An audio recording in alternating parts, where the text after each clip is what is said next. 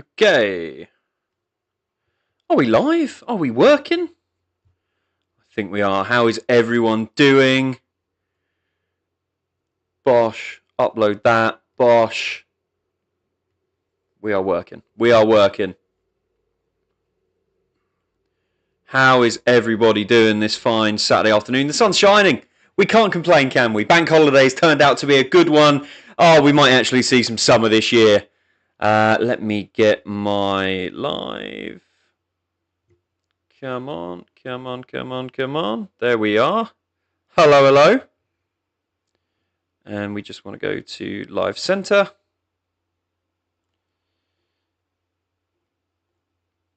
No, we don't. Live Create a Hub? Maybe? No.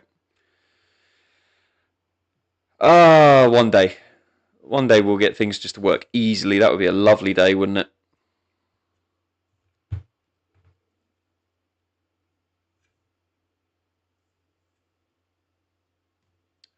That is still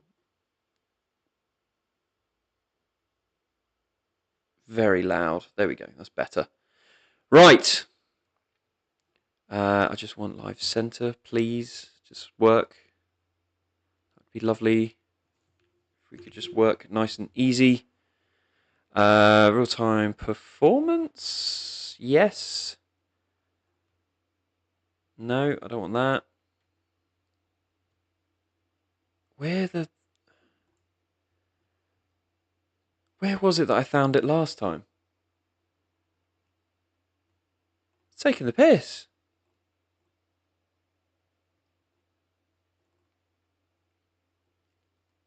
Come on. Why are you not?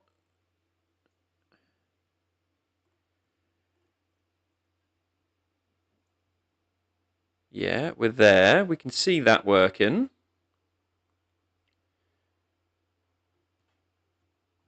I mean, I'm already live, you tit.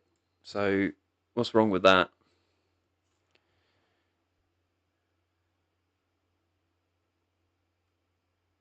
Clubhouse, about me, home. No, that's not what I want to see either. Oh, this is silly. This is very, very silly. What on earth is going on?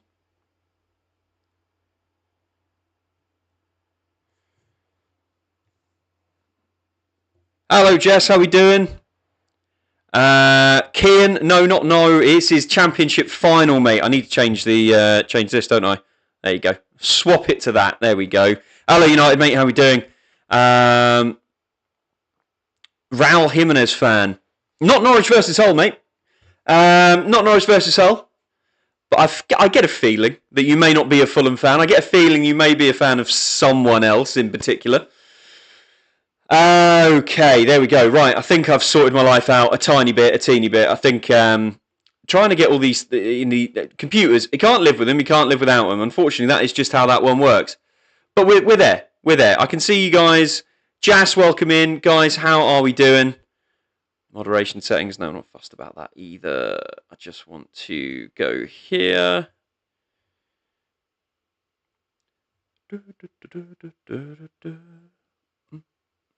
Hull will take legal action if they lose, I saw.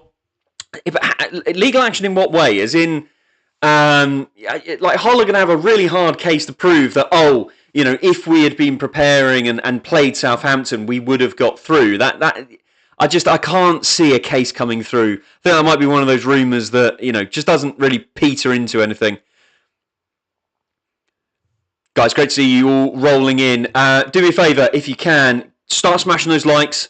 You've got your goal up above to keep track of. It would be great to have a good stream together today, as I'm just trying to make sure. Not that. It's still also not that. That's opened up a new screen. That's great. Don't want that. Bloody well. Pebble Dash, McDonald's, Darren, Jesus Christ. They say that they should go. It should have gone straight up. I can't see that. I think it's one of those ones where you can't just give it for free, because rightly so, Middlesbrough fans, if Hull had just been automatically promoted today, Middlesbrough fans would have rightly so, and Middlesbrough as a club would have rightly so gone and, well, that's not fair. Yes, you've kicked Southampton out, but then you should let us get involved. 2 seconds.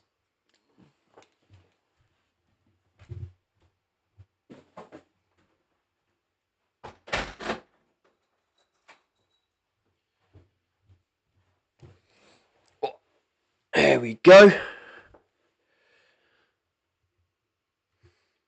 There we go. Right, that is that sorted. Need to focus on the City charges now. Yeah, mate, exactly. Well, I mean, unfortunately, that has not got the EFL involved. So, speaking to some Lincoln fans, and they say they were going to boo McCarmer at the games. Surely not, Lexi. Surely not. Why would they even do that? Do you know what I mean? That would just seem so silly. It was never a case of McCarmer leaving in bad blood from Lincoln, was it? They should just enjoy seeing Big Macca back at the old Imps Stadium, whatever it's called. Right, is this now settled? Is this now... I think this is working. I'm predicting Hull. I'm not really... I'm about as impartial as you can get. Do I have a particular favourite team today at the final? Not really. I'm kind of indifferent about it. But I think Hull, it's all keyed up nicely for them. And I'm very impressed with the football Middlesbrough play. But their lack of goals, I don't really feel I can back them to go and win a game. In a way, I want Borough to win tonight just to see Saints fans get even more peed off. Well, look, I mean, Southampton were my favourites going into the playoffs, right up until they decided to, shoot themselves massively in the head. Really, really stupid from Middlesbrough. Right, hopefully that should be working. There we go. Yeah, that should be working fine. Norwich are going to lose to Lincoln twice next season. Unfortunately, offline gamers, if you are a Lincoln fan, I can't see that one happening. I think Norwich might be a bit too strong for Lincoln, who are coming up with an impressive team. But Championship is a different kettle of fish, isn't it? Let's be honest. Mate's a Saints fan, so I want to annoy him. Well, it's always good when you can just rip into someone, isn't it, United, at the end of the day. Right, let me just see if I can get this up elsewhere. That's working. I think we're working. I'm imagining everyone can hear me all good as we approach kickoff in the next sort of 50 minutes.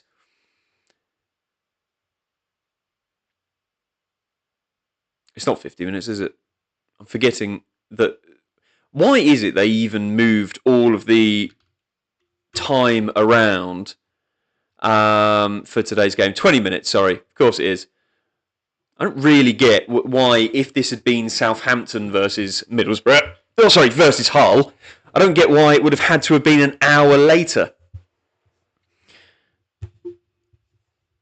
I'd appreciate the likes nice and early, mate. Guys, keep smashing those likes. Great to have a few of you in here. Of course, if there's anyone else, especially if you know any Hull or Middlesbrough fans who'd like to come and join us to have a little bit of a chit-chat while we watch the footy, drop it a share. Let them know. I had it last year, so payback is sweet. Well, mate, I bet you did. To be honest, though, United fans should probably still get some stick. And you've got to see, United, how it goes for you next season. Champions League football back in the mix. It could be a tough one still. Could be a real tough one. Hello, Tyler, mate. How you doing? Isaac, welcome in. Lads and ladies, how are we doing? Right. Got this working. Offline, Matt, thank you guys very much for the follows. Very kind of you. 3 spotters over on YouTube. How are we doing, mate? Zachary, how you feeling? Is the sort of depression of court cases, is that now coming up? Guys, appreciate the couple follows as well. I am still just trying to work out why Tickfinity is being a bit of a dick. It's working on most of it, but for some reason not sorting out the followers. Little buggers. That is all enabled. We're just going to do that just to refresh it, and we're just going to simulate a follow.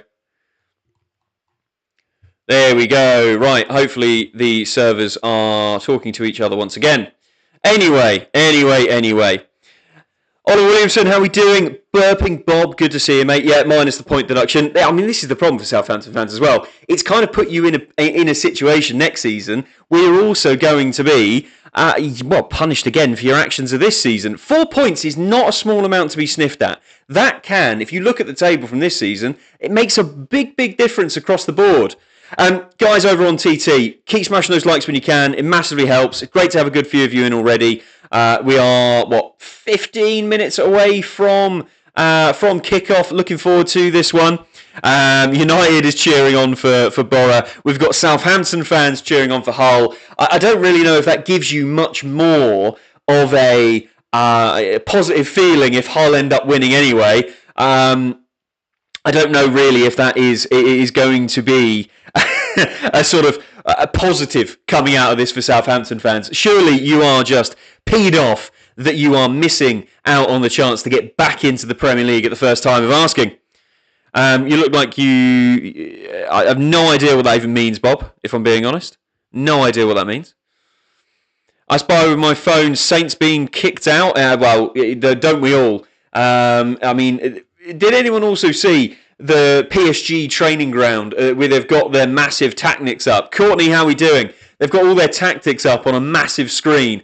People on Twitter absolutely loving that, and me included. I'm sure it's got nothing to do with Southampton. Mr. Enrique just loves getting all these weird and wonderful ways to train.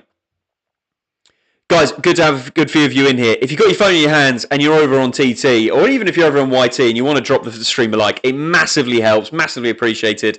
Keep smashing those likes over on TT. It would be really good. And again, to Matt and Offline Gamers, thank you very much for the follow. Don't know why it didn't pop up. We'll fix that as we go. Still a few little teething issues, but we're working. We are working. Might need that after this game, Bristol game, Ethan. Bob, still putting terrible bets on, are you, my man? You've been up to much. It's been busy, Courtney. Work, life, usual adult nonsense. But we're finishing the season. We're finishing the championship season with Hull City transfer embargoed. A team of rejects, let's be honest. Only 3 signings, but they've put something together that could now make its way to the Premier League. Fantastic from Hull. And Middlesbrough, fortunate, many would say, to even be in this position. But can they make the most of it? We will have to see. Up the big Vlad indeed. Luckily not seeing too many calls early on this summer for Big Vlad to be replaced, because I think he's turning into a lovely goalkeeper. Opinions on Notts Forest? I quite like Notts Forest. I think they're, I don't like the, buying 30 players in your first summer back in the Prem, but it worked at the end of the day, so I can't really complain. You play some interesting stuff. I always like a club that it goes and puts the old Sean Dyche mentality in. And of course, you are clearly a Chris Wood enthusiast, as your profile says. Chrissy Wood, quality little player. When do they start playing again? We've got 15 minutes for this game, Courtney. In terms of the season starting once again for the mighty Norwich City, we've got a few months to wait, but it will disappear very quickly, I am sure.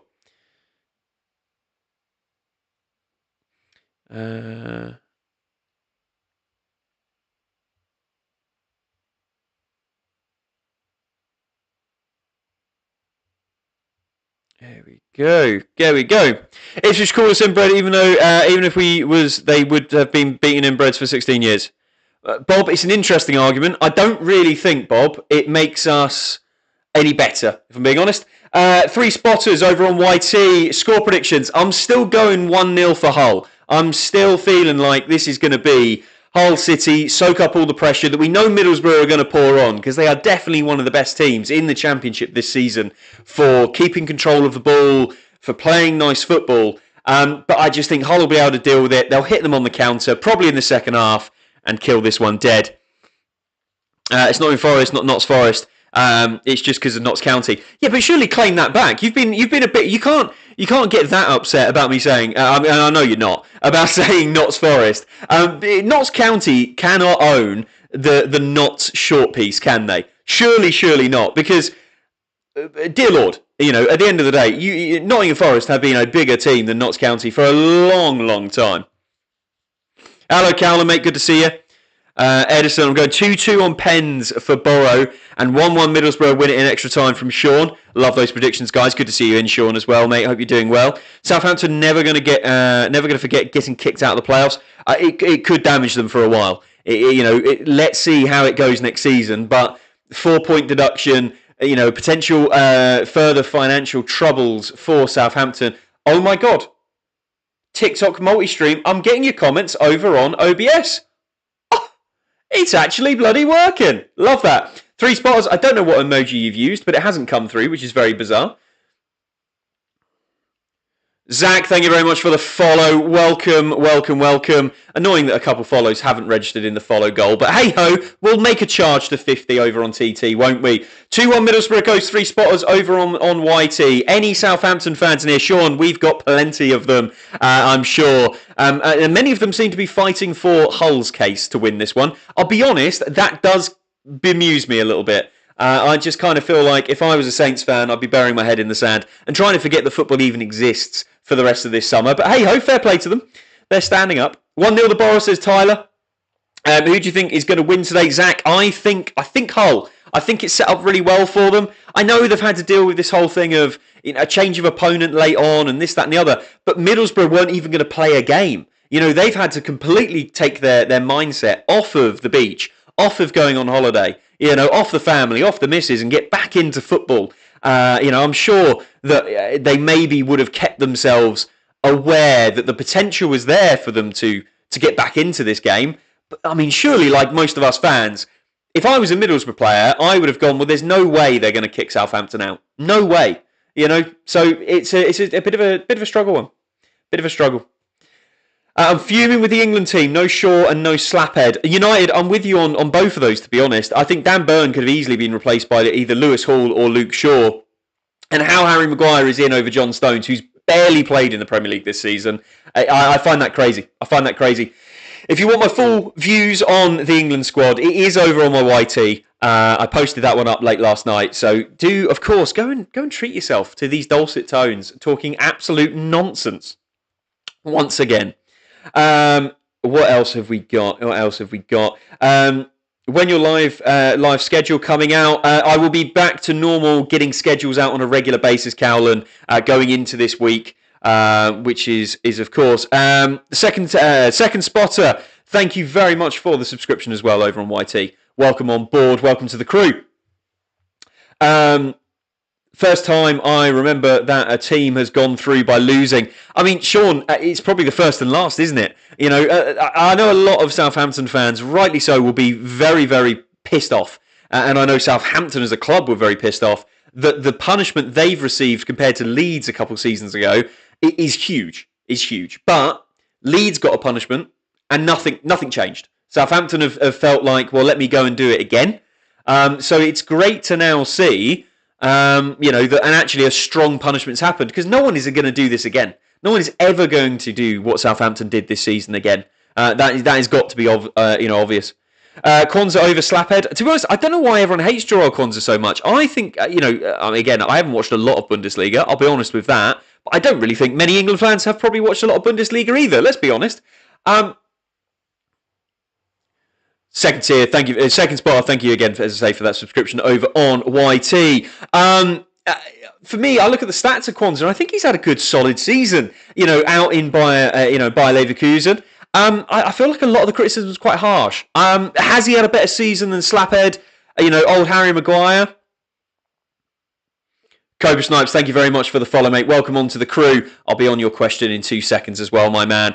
For me, Harry Maguire, I think more replaces the likes of a John Stones than a Gerard Konza. I'm quite looking forward to watching Gerard Konza play in an England shirt, to be honest.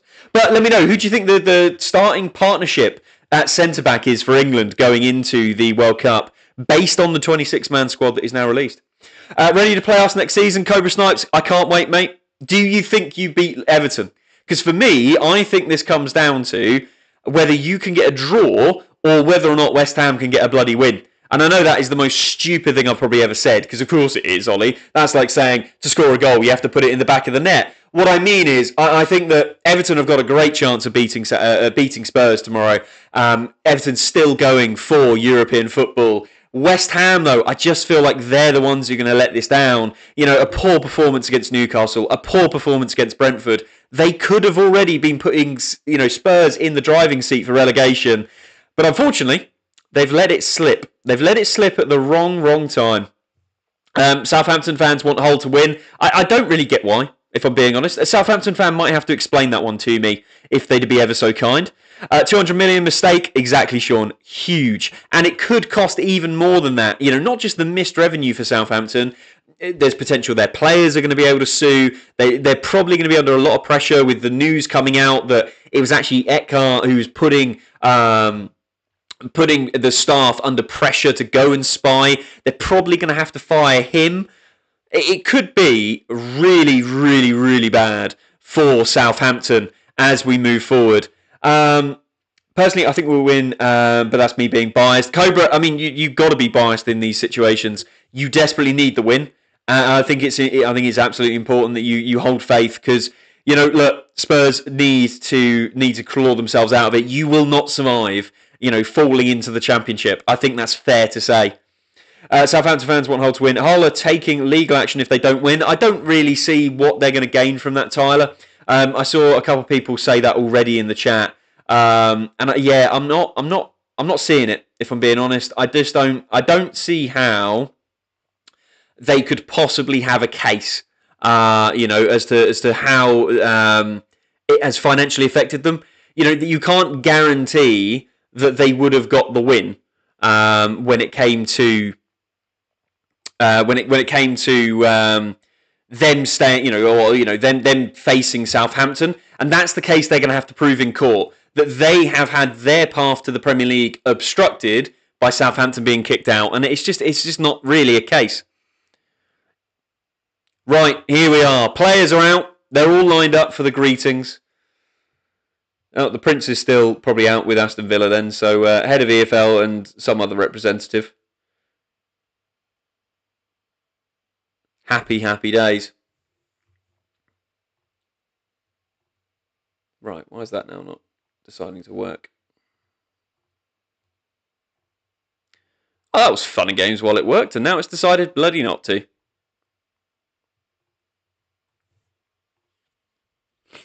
Right, how are we all feeling ahead of this one then? Would you have wanted Norwich being part of this mayhem? Sean, if it meant Norwich going into the Premier League, then yes. But probably not. I think it's been quite a nice playoffs to kind of just be able to sit back on. I mean, look, if Norwich had slipped into sixth, we would have come up against Millwall. Would we have beaten Millwall? Would my opinions change on whether this benefits the sixth place team or not if it was Norwich? I think I'd still hold the same opinion. I think, Hull are definitely the best place in all of this chaos to make the best advantage of it. I think they have been affected the least by it. But hey ho, it's one of those things at the end of the day. That doesn't work. We'll just leave it as that. There we go. That's what we want. Oh, there we go. Right, God Save the Queen is underway.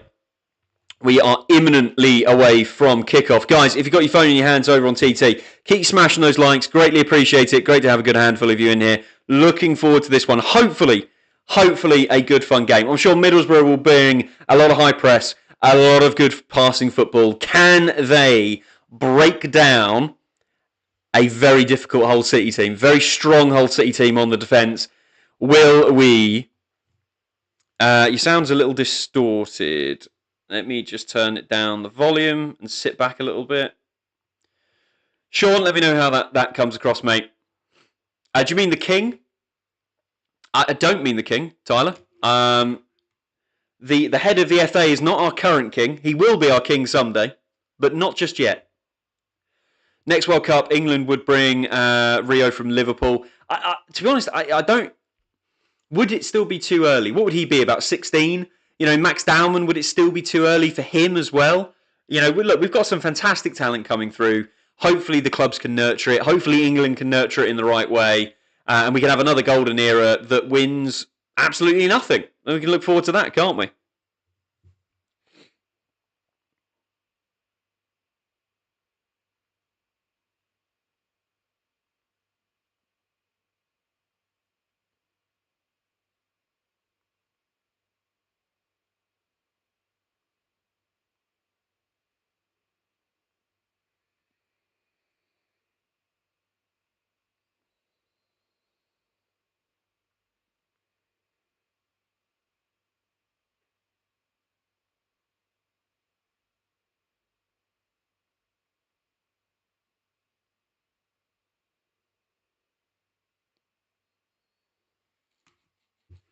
Right, there we go. Sorry, just sending a quick message.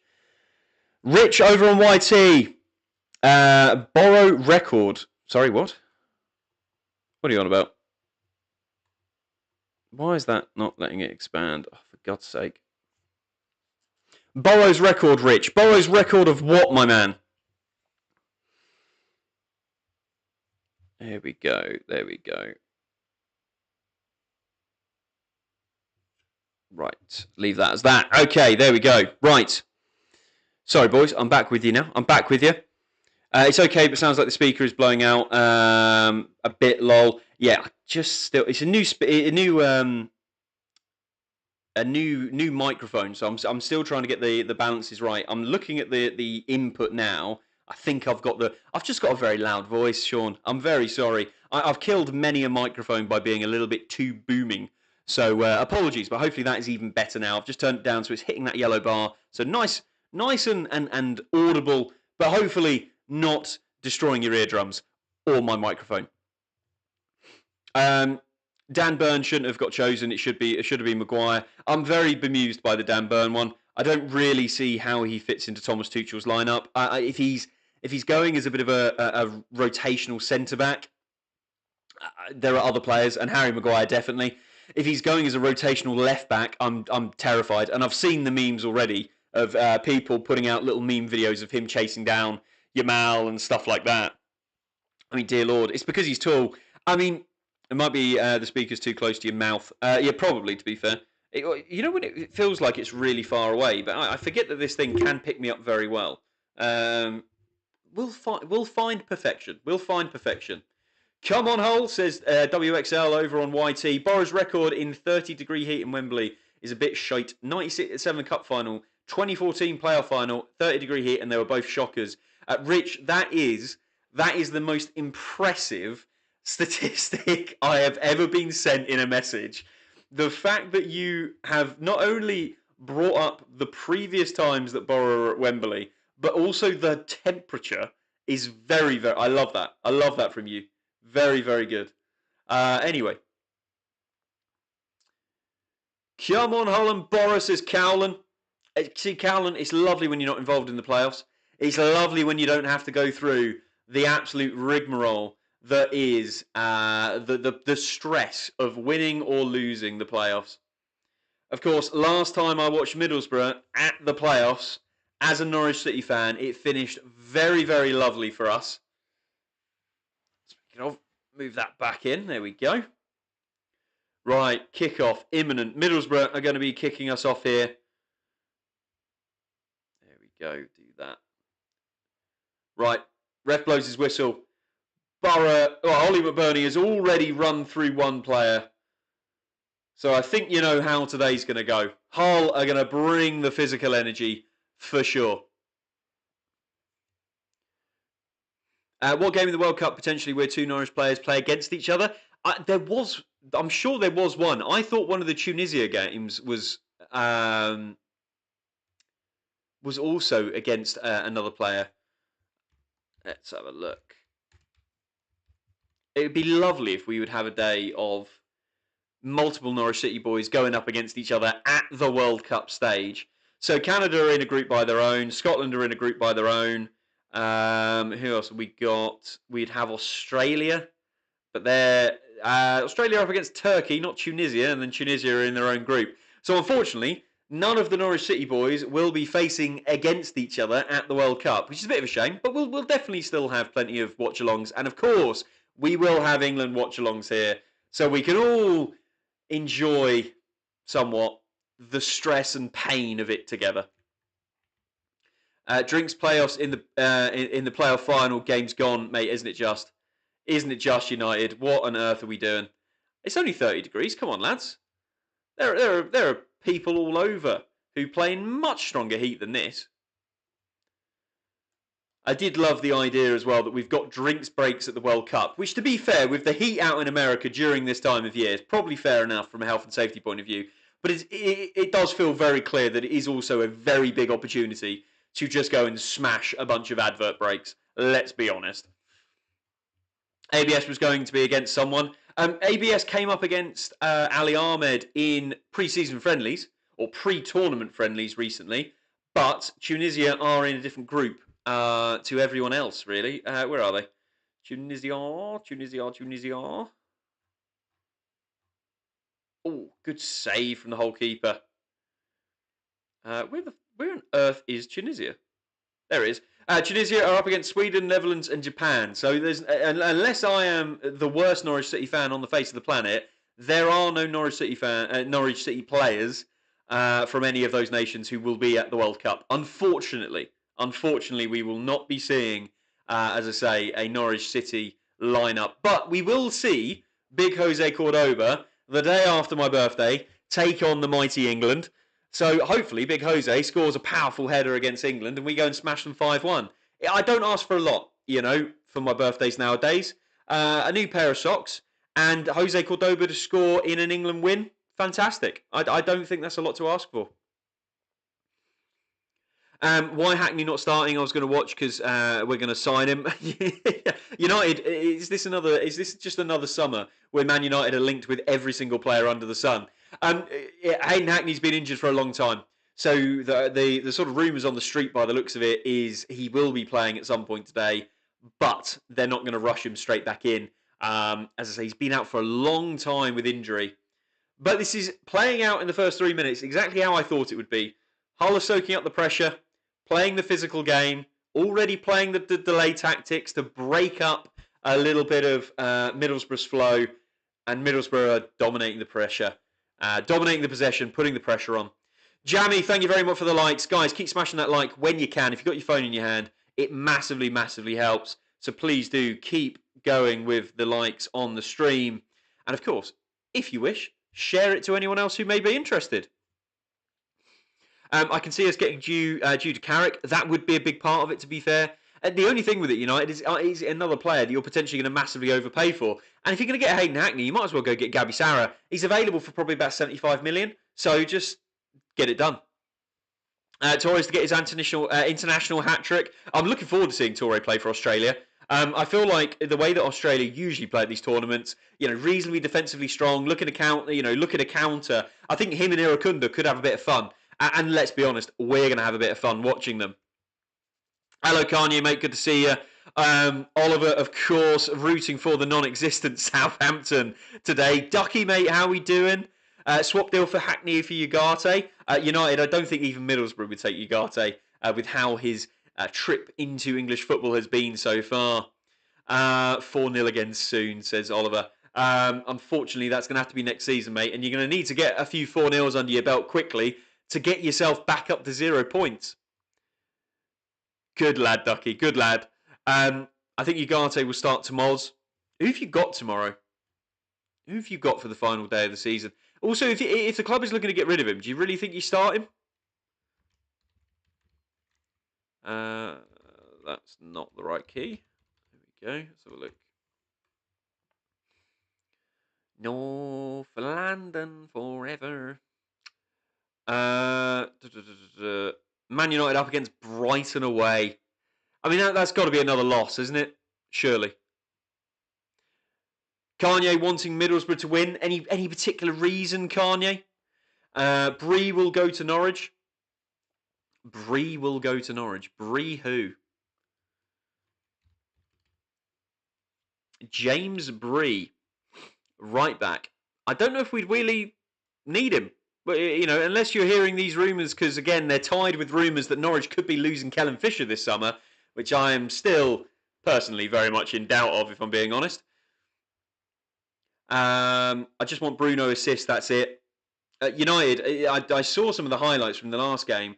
Bruno Fernandes himself is obsessed with this bloody record, and it just seems to be affecting his game negatively now, to be honest.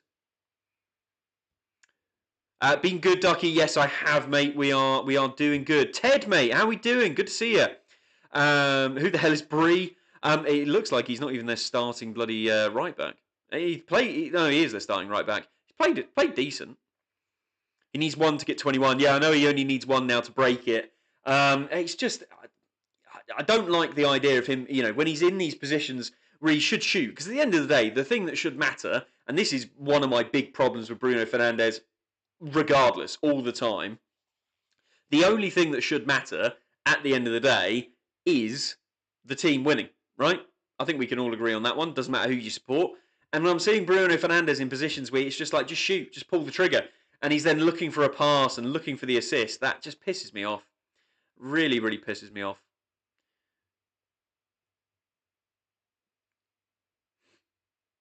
Kenny signed a 2-year deal at City. Yes, Ducky, I'm very happy with that. A couple more years of Kenny McLean. I was happy with just one more season of Kenny McLean. Get promoted, see you later, happy days.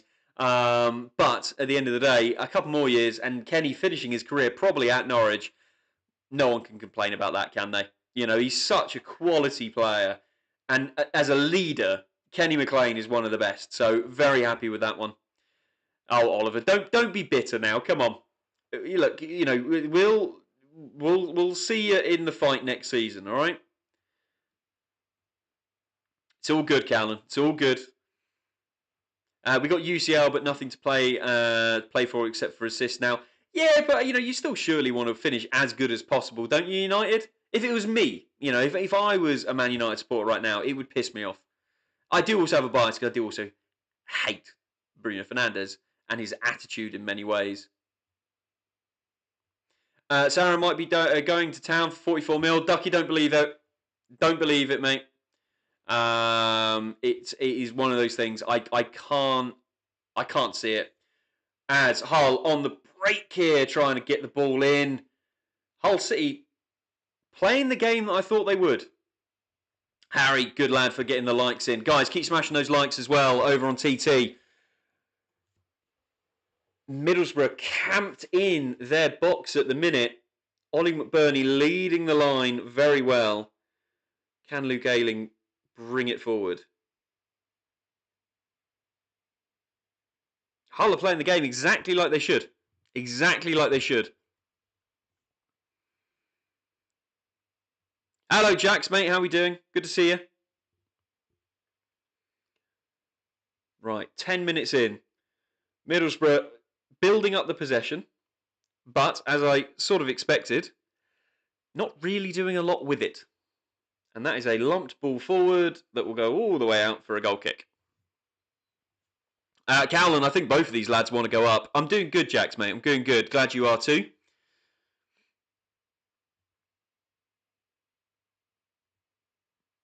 Right. Live centre. Where was... I know I found a page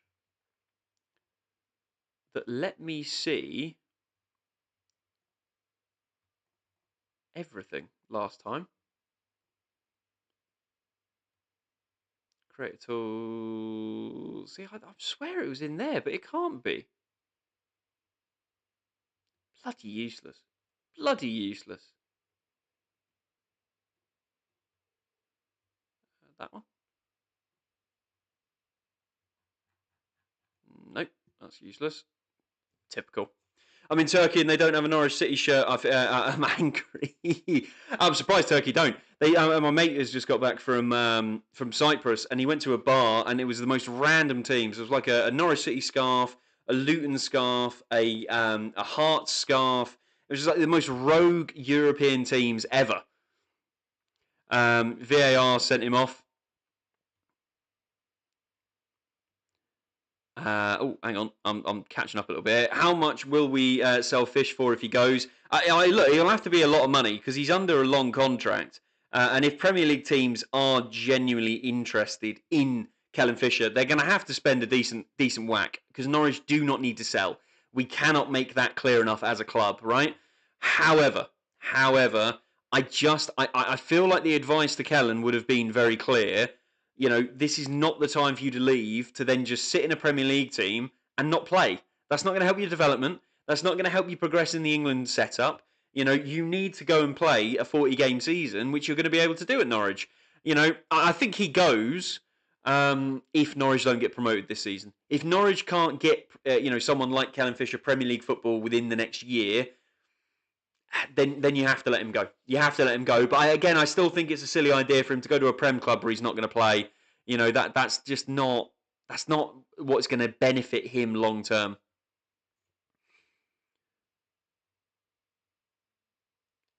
Right, Brownie's back up.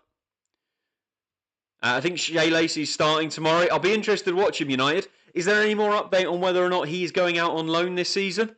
Surely, you know, he's a fantastic talent. Surely Man United would like him and Harry Amass to have some brilliant championship experience in yellow and green.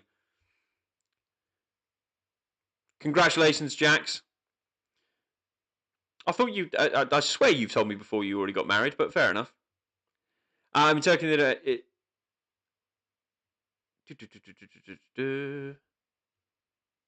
Happy days. Happy days. United as well, just to go back to your earlier question, no, as far as I'm aware, there is no VAR in the playoff final for the Championship. We do spend the entire almost 50-game season not having to deal with the chores of VAR, thank God, down in the Championship. Although there is always conversations that we may very well be getting it in the near future, which is tedious. Oh, you're engaged, of course. Well, congratulations, Jax. Anyway, Buendia scored a blinder. Mate, it was an absolute rocket from old Emmy, wasn't it? And, of course, now, Europa League champion Emmy. So we've got him, we've got James Maddison. You know, we're starting to build up those recent talents that Norwich put together. That's a terrible foul to get away. Jacob Murphy playing out in the Champions League. You know, there's a right winger that I'd maybe have back at the club. I think we're keeping him as we got UCL, so he'll get game time next season. That's going to be the biggest difficulty, really, for you guys at United. And I feel like that may very well end up being, that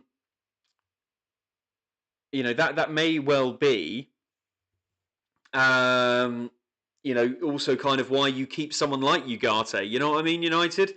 You're going to need players. You're going to need a deep squad. Beverly over on YT. Hi, Oliver. Why not listen to Norwich chat when we have to put up with a tedious game? Do you mean today's game is tedious, Beverly? You know, who are you supporting here? Or are you saying that Norwich's games are tedious? You'll have to let me know with that one.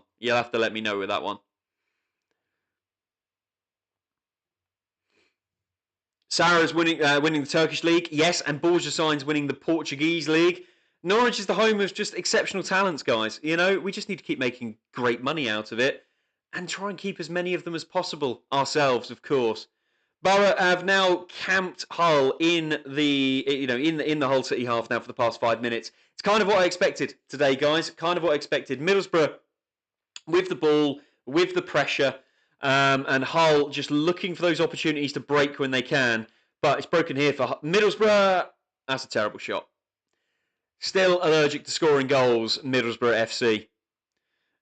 We're going to make at least 5 signings this summer. I'm hoping Norwich do too. I mean, obviously the old window hasn't opened just yet, but the rumours have seemed to have dried up a little bit for Norwich as well, which it doesn't have me too worried, but I would like to see a little bit more activity on the transfer front, nice and early, as I'm sure old Phil Clement would as well.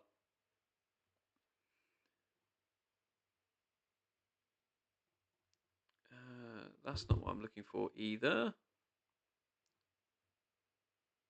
Nope, not looking for messages in the slightest either. Oh, I'm just clicking buttons. I'm just clicking buttons at this point. Right, Borough now trying to work something down the left-hand side. That's great, but little ball to target. That could be handball. It'll be a free kick even if it is handball though. Poor clearance. And that's got to be a Hull City throw-in. No, okay, ref's blind. Ref is as blind as a bloody bat.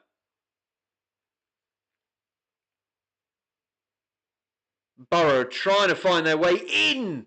Great tackle. Hull under a lot of pressure now. I'm going to buy Big Vlad's gloves because I'm a goalkeeper. What type of gloves has he got then? What are we going for here, Ducky? Are you going to start auctioning on Big Vlad's actually worn gloves? Because they might be a bit big for you, lad. They might be a bit big. The man has got shovels for hands. Right, that's...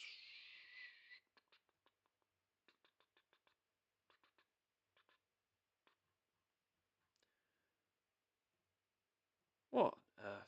What on earth are we doing? Chaos. Absolute bloody chaos.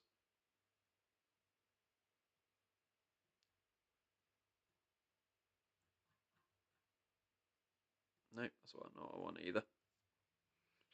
We're going to need to get back up goalkeeper, get a backup goalkeeper in the summer. You can stay away from Big Vlad United. You can stay away. I'm a size 9 for my gloves. Oh, that's cut out wide. Middlesbrough still pouring the pressure on Hull now. And that's a corner. Corner to Borough. 18 minutes in. Hull really soaking up the pressure now.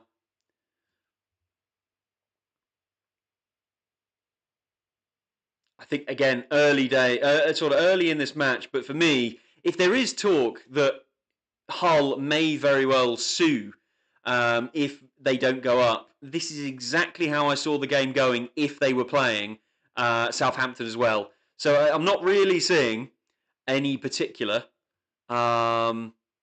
difference, shall we say. Hull are doing it right, though. They are doing it right.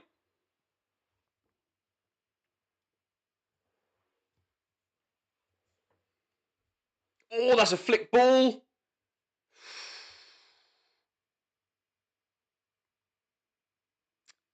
Oh, that is close from Middlesbrough as well. This game, Borough versus Hull, is tedious. I remember Borough at Wembley; they were outclassed. Beverly, sorry, if you're talking about when Norwich came up against old Middlesbrough, God, when was that now? We're talking almost 2014, 2015, something along those lines. It's a long time ago watching Norwich City at Wembley, and yes, we did dominate them. We showed them ruthless efficiency, and bar the one shot they had that cannoned off the old crossbar, there wasn't really a lot Borough could do. And then they all cried for the rest of the summer saying, oh, it's not fair because we beat Norwich twice and then they go up. And don't care. Cobra, welcome back in, mate. I think we're looking at Kinski, Slipsky, as he's very well known for TalkSport, and I love that. I think that is probably the right thing to call him. Dylan, over on TT, thank you for the follow, mate. Welcome to the crew. Very, very good to have you on board, my man. It will be second goalkeeper. I'm 5'8". Ducky, mate, get yourself up there. United will sign anyone nowadays, won't they? I think they've got me on trial for right back in a couple of weeks. It's all love. It's all love. As long as Man United sign Gabby Sarah, then I'll be very happy. Right, 20 minutes in. I know I haven't really been talking too much about the game. There's not really a lot to talk about. Middlesbrough are playing exactly how I thought they would. Dominating possession, struggling to really open up Hull. And when they do pull the trigger, it ends up in my back garden. Whereas Hull are, being kept to very low opportunities. I don't know if it's just me, but I swear my follow account on TikTok is broken. I swear it is, because I'll get new followers and the number doesn't move. So unless it's very coincidental that I keep getting these new followers and suddenly someone else has just unfollowed at the same time, God knows. Anyway, doesn't matter, does it? You don't care about that, do we? 2-0 Southampton. Looks like we're going to be in the Prem. I highly doubt that one, Oliver. Xerxes is leaving, I think. I really wouldn't be surprised, United. I feel like the Xerxes time in England is probably up. I feel like him back in Italy, somewhere like that, is probably a better place for him to be honest. Maybe that one's because that's a refollow. I have no idea. I have no bloody idea. Anyway, Southampton are out. I mean, a few of them are still struggling to come to terms with that one, Ducky. A few of them are still struggling to just accept the current situation. Right, what's McBurney moaning about? Probably nothing. What's your problem?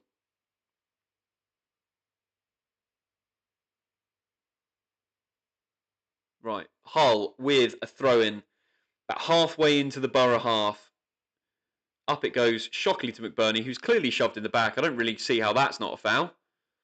Fair enough. Ref lets it go. Middlesbrough to build back. Where are we finishing next season? Oliver, mate, I think it really comes down to how catastrophic the fallout is for Southampton off the back of everything that's gone on. I mean, if your players start suing the club, if you do sack, old Eckhart, you could be in a really, really bad spot. You do not want to be in a position this summer where you have to rebuild management team and a squad and also have a 4-point deduction. That's not where Southampton want to be going into August and September. So, like I say, like people who nip in here and go, oh, where are Norwich going to finish next season? Who are we going to play next season? Who's going to start here? Who's going to start there? I don't really know. We've got a long summer ahead, a couple months, but we've got a long summer in terms of football ahead. We need to just see how it settles. We need to see how it goes. And that will then be able to tell us a little bit more. Why is that not updating? That is rather annoying, rather frustrating. Anyway.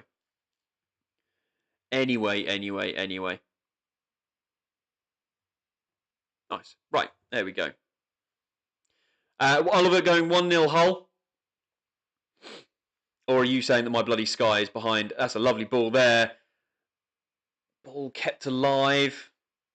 It is Hull on the attack, so it is, Oliver, if you've said that it is a goal, it would make sense as a decent ball to the back post. Corner to Hull. That's good from Coyle. This is planning out exactly how I predicted before the game. And as I say, kind of exactly what I thought it would be when it came to Hull even coming up against Southampton. Although I felt that Southampton would have a little bit more bite about them when it came to actually scoring goals.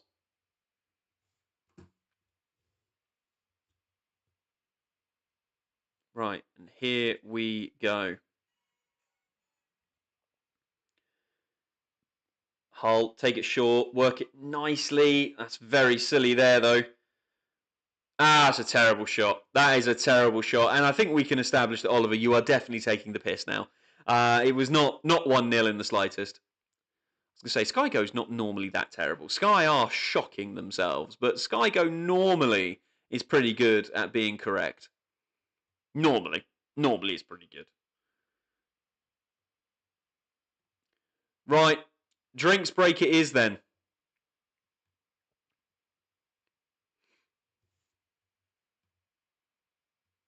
I can't believe that we are actually doing drinks breaks. I mean, is it hot enough? Really? Is there not a roof that they can just put over bloody Wembley anyway?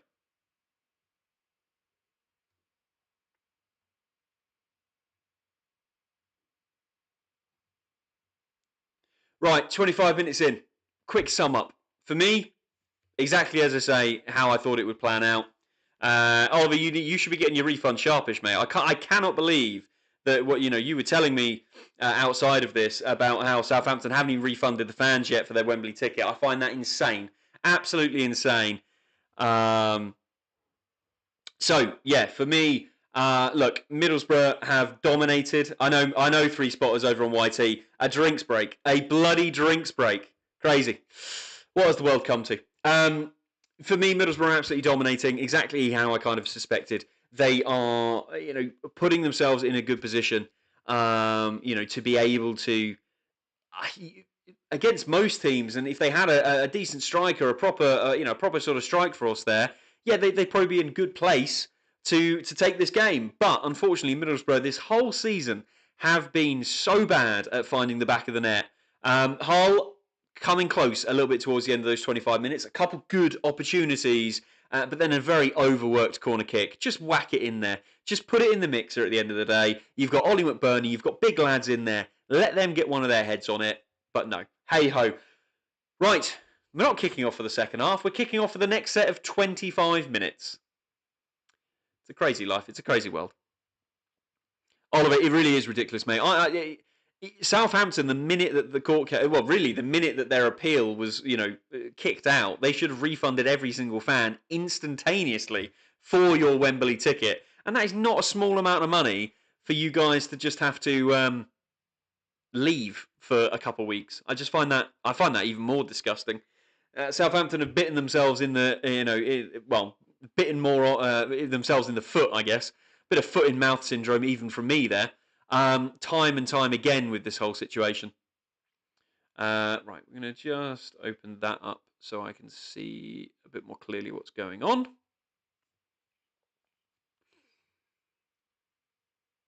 Yeah, that looks okay.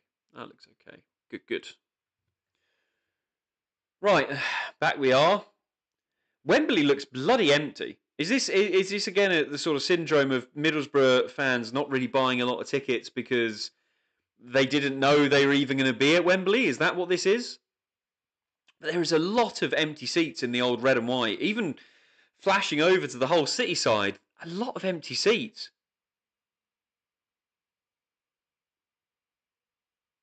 I know it's a bit of a travel down to the capital from both Hull and Middlesbrough, but yeah, I expected a bit more, or even just one of those things of if I still lived in London, I'd probably pick up a ticket just for the hell of it.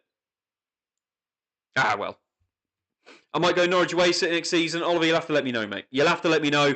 If you do, I will make sure that you've got yourself some good pub and restaurant ideas, my man. Right, Hull back with the ball again, unsurprisingly so.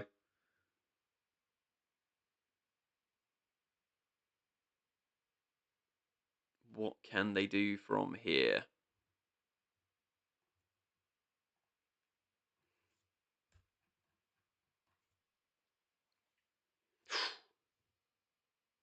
Easily pumped away.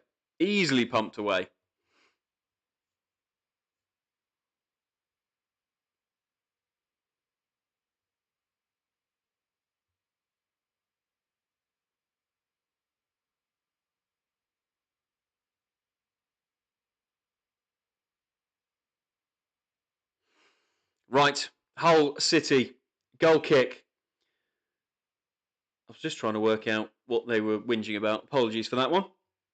But we are still stuck with a rather tedious game of football. I was kind of hoping that Hull would bring, the Middlesbrough would be able to bring a little bit more intensity to the game that maybe Hull wouldn't bring. But hey-ho, drinks breaks every 25 minutes is definitely not helping the case for letting the game flow nice and easily. Right, Hull launch it forward via their goalkeeper. And that's just gone nowhere. It's becoming a bit of a kicking game. I don't know how many of you guys in here would sort of be interested or aware of rugby, but the most tedious and boring games of rugby to watch are kicking games where both teams are just playing for possessions, pumping it back and forward to each other, and that is what this game is absolutely becoming. Just, you go long, we'll go long. You go long, we'll go long. Middlesbrough now at least knocking it around in the middle of the park. Malanga. Ayling, can he take it out wide? Luca, mate, how you doing? Good to see you. Can they work it down? Hull just look impenetrable. It looks like there is more orange and black shirts on the pitch than there should be. They just seem to be everywhere. Beverly, tedious, sums it up. Sums it up fantastically, to be honest, Bev. Good, mate. Good to see you, Luca. Good to see you. Right, Hull. Can they catch on the bounce on the old counter? Ollie McBurney gets his legs stretching away, bringing it forward now. I tell you what, the whole players, they do at least rush forward when they get an opportunity, just to open up the space. But Borough with 10 behind the ball. not looking to overstretch themselves either. Ollie teammate, welcome in. I want Hull to win, says Baggies. Mate, I think Hull should win this one. You know, I think this is the more this game goes on like this. We've got Crimson Core over on YT going up the borough, though, of course, shouting for his side. Welcome in, Crimson. You know, the longer the game goes on like this, I think it's more and more likely that this ends up being a Hull City win. But you just can't write off Borough, can you? You know, with the amount of pressure that they put on, with the talent that they do have that has just not fired properly this season, consistently this season, I should say. They should go on and win these. I want Hull to win, honestly, says Ollie. I think most people are kind of rooting for Hull. Is there also this kind of piece now that because Middlesbrough have got into the playoff final in the way that they have, you know, they still lost to Southampton at the end of the day. Yes, cheating is cheating. I'm not saying anything against that. But after the cheating's done, you've still got 2 sets of 90 to go and beat Southampton. You didn't. The fact that they're kind of in here, not quite on merit, is that why we're maybe seeing a lot of the neutrals cheering on for Hull City? Someone needs to score. United, don't they just, mate? They really, really do. We could do with a little bit of excitement around here, couldn't we?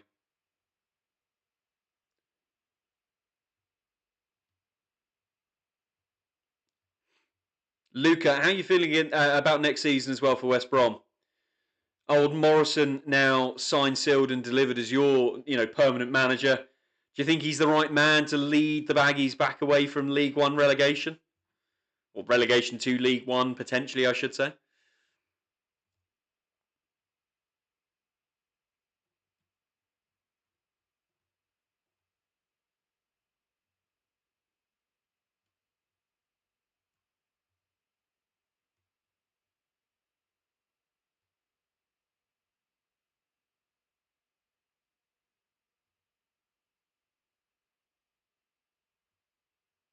I have no idea what that even means. What does that even mean? No, I don't want to do that. I was just on that screen. Bloody thing.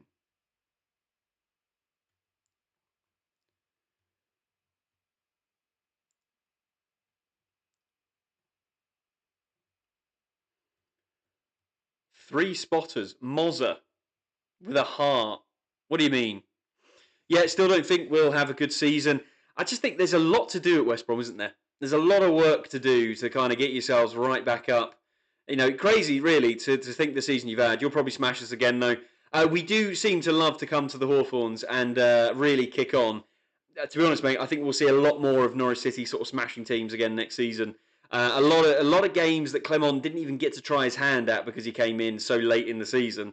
I think it'll be a fun one for Norwich City fans. Going home and away to many, many different games. Right, Whittaker. Again, someone I expected would really kick on a lot more at Middlesbrough this season. And that is good from Hull again. Hull City are just making it absolutely impossible for Middlesbrough to get into their flow. Score still 0-0, which is crazy, Cowlin. I think first Norwich, West Ham second, or Tottenham. Third Wolves, and playoff winners. Borough, playoff winners. Millwall in 5th, Wrexham in 6th, Sheffield United in 7th, and Brum in 8th. Ollie, I'm going to probably disagree with most of those. Right now, if I'm being honest, I think Wolves are pretty nailed on for first in the Championship next season. They are signing their players up to new deals. They've got Rob Edwards in, who is a fantastic manager for the Championship. They got a good squad that they look like they're keeping most of. They'll be able to add a few players in here and there. If I'm going early with a prediction, I think Wolves are pretty nailed on first. They could cruise it. No Ipswich for you though. Yeah, I mean, kind of looking forward to it and kind of not looking forward to it. You know, I don't want to be one of those fans who says, "Oh yeah, at least we don't have to deal with Ipswich," because that kind of resigns it to. I'm concerned about playing Ipswich. No, I'm never concerned about playing Ipswich. As long as we beat Wolves, I mean, that's going to be a big one for you guys, Luca. We're going to have the South Coast derby, Pompey versus Southampton. We're going to have the Black Country derby. And we may very well at this rate also still have, the Stillware derby, or the Iron derby, isn't it? For the Hammers versus Millwall. I can't remember which dockyards they both are. If Spurs go down, they'll find it hard to get back up, in my opinion. Theo, if Spurs go down, South Wales derby as well, yeah, of course, Baggies. If Spurs go down, I think it could financially ruin them as a club. You know, I've seen so many of their fans on different social media accounts talking about the team that they could have, and they're all so far gone. It's beyond belief. At the end of the day, as Borough again try and come forward, and it's easily cut out. At the end of the day, there are very few Spurs players who will be willing to stay with that team if they come down into the Championship. And plenty of those players, they're not even going to be able to financially afford, especially with the new Championship financial fair play rules coming into effect. I want West Ham to win tomorrow and Spurs to lose. To be honest, if that happens, Ollie, that would be the most Spursy thing to ever happen. James, mate, welcome in.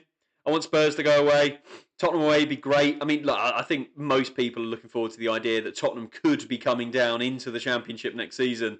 It would just be such a hilarious story.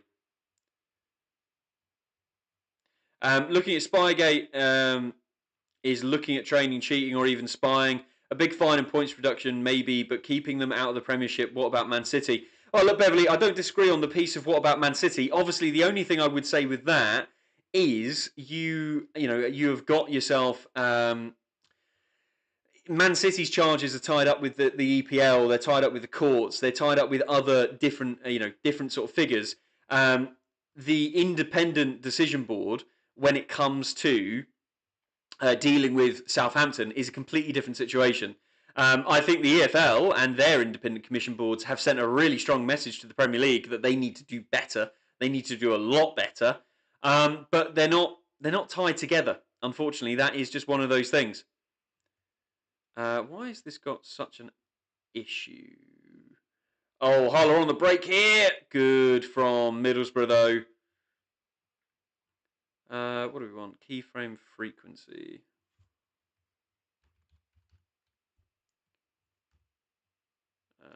That's not it, is it?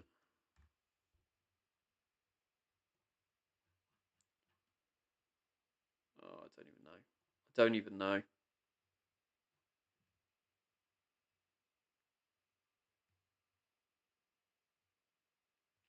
But I do get your point, Beverly. I do get your point.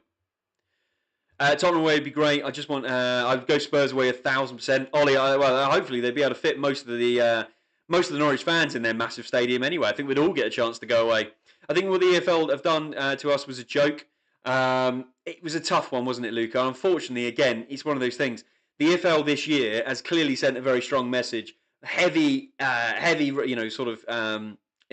sanctions on Sheffield Wednesday. Heavy sanctions on West Brom. Heavy sanctions on Leicester. Heavy sanctions on Southampton. They are sending a very clear message. Look, guys, we are getting this right. And if you break the rules, you will get heavily punished. It's what the Premier League should be doing. It's what every organisation should be doing. You know, you to take it away from English shores. If Italian football had this sort of attitude, then they would be in a much better financial position for their clubs as well. So it's one of those things. At the end of the day, yes, it's tough, and yes, if it's your team being affected, it feels like absolute crap. I totally understand that, but it doesn't make it wrong. It's not the wrong thing to do in the slightest. Right, Borough again coming up to the 40th minute, trying to get an attack going. They keep going low with the balls into the box. It's just not working at all. We got done for donating to charity, and they said they changed the rules, but they done it after. Unfortunately, Luca, that is sometimes how it goes. It's kind of like Red Bull getting docked, 2 championship points because they paid their catering staff more than they should have, because they didn't realise that catering staff was taken into the budget cap as well. And in their words, they literally paid people for sick pay and got punished for it. So, again, unfortunately, if you're on the wrong end of the stick, you're on the wrong end of the stick. As Whittaker pokes one goalwards, but it's too weak, too easy for the Hull keeper just to clutch it from the ground. A little bit better from Middlesbrough. This game is boring me. I'm going to get some beers from the shop. The time I'm back, someone would have scored. United, hopefully, the minute you step away, someone will score, because we're all getting bored by this one, mate. But enjoy your little jaunt to the shop. Here we go. Borough coming forward. And this time it's Morgan Whittaker who does Hull City's defending for them. And they don't even need help. And he has still helped them out. Dear Lord. Dear Lord. It's a good little toe poke forward, but Whittaker gets in the way of it, and it just takes all the steam out of it. Another easy save for the Hull City goalkeeper. Borough summing their season up once again in one game. Good on the ball, good press, zero goal threat. As Hull now looking to come forward. Can they sum their season up? Goes backwards, trying to work it back out wide again. Oh! Lovely little curling effort from Bellumi. Just goes far left of the post. It's nicely worked. And the minute he got sight of goal, he kind of stepped inside, let one fly. It's gone a bit wider than I thought it did. But we're at least seeing a bloody shot on goal. Happy days. We've seen a shot on goal. Bloody hell, you just cannot win, can you, sometimes? As Luke Ayling launches one forward. And launches it straight out. Nope, somehow that has stayed in. And my screen's gone black. And we're back. Right, Borough bringing the ball down in a little bit of space now. Can't quite work the pass, though. Into Taggart.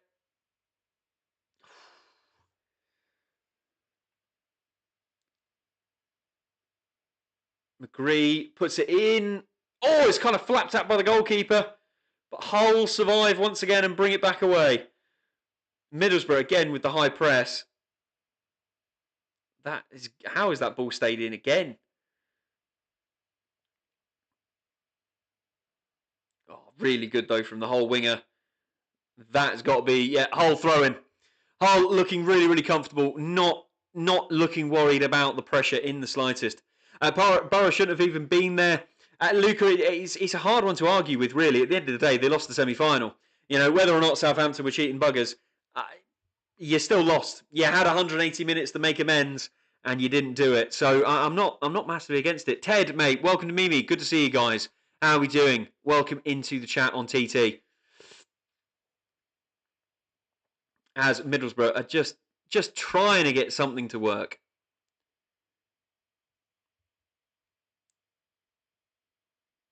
Right, Luke Ayling brings it forward. Cut out by Hull. Way too easily, yet again, for Hull City. That's lovely, though. Bellumi winning it back.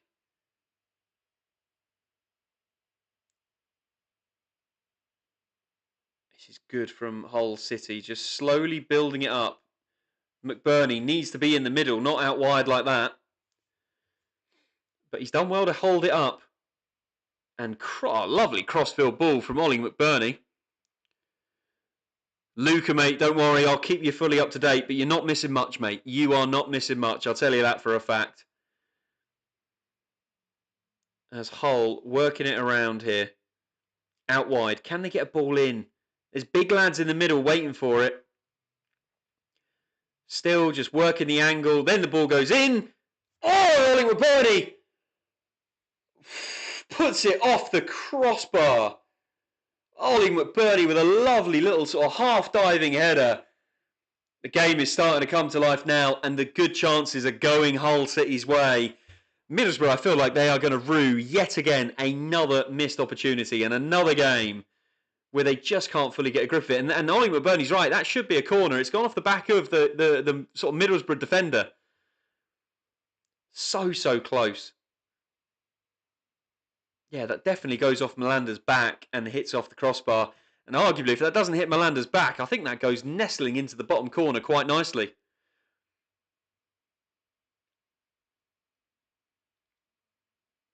Wow, the stands are so empty. Bloomy chasing that one down, but Hull can't win it back high up. Borough to bring it forward then via Luke Ayling. Was Luke Ayling at Leeds when they won the playoffs? Can't remember now. Anyway, Borough working it around nicely.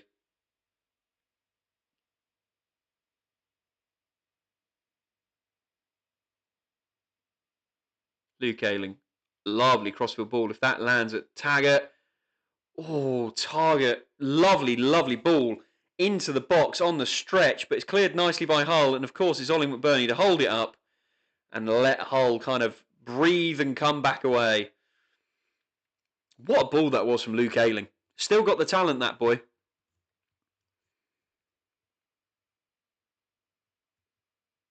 And Hull now launch it forward.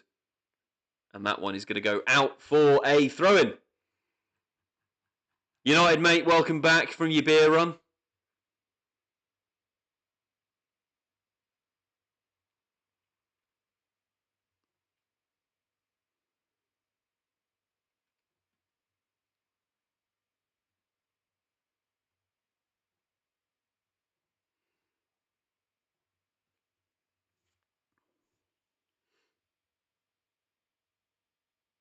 Right, Bloomy launches it in, looking for McBurney, who knocks it back down. That is going to fall to the Middlesbrough keeper nice and easy. And it is looking about as comfortable as possible for a 0-0 finish to this half. Nice bring down by Whittaker there, though.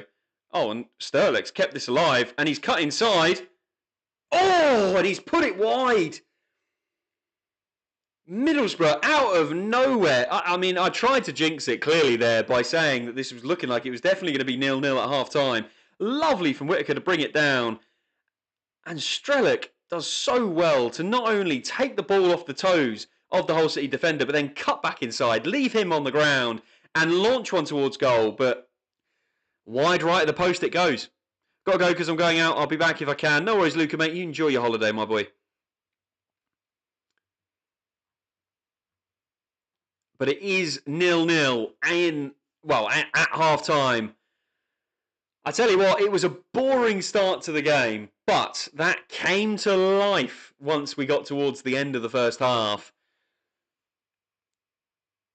And really, both teams could have been taking in a 1-0 lead at this point, but who will live to regret it in the second half? Will we have a long afternoon ahead of going all the way to penalties? If it's another 50 minutes, then no. I don't want more of this particular style of football, if I'm being honest.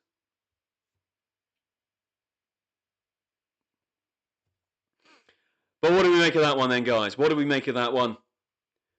0-0. I think most probably anticipated that would be the half-time score. And most probably anticipated how this game would flow. Hull absorbing the pressure. Middlesbrough piling it on, but looking a little bit toothless. But 2 or 3 good sort of direct chances at the end of that in stoppage time. McBurney could have had one. Bloomy could have had one. Strelic could have had one. I'd say Bernie's was probably the strongest chance.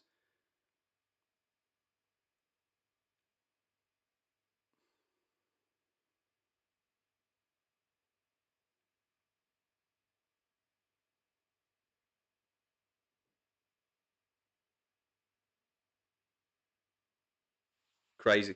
Crazy, crazy times.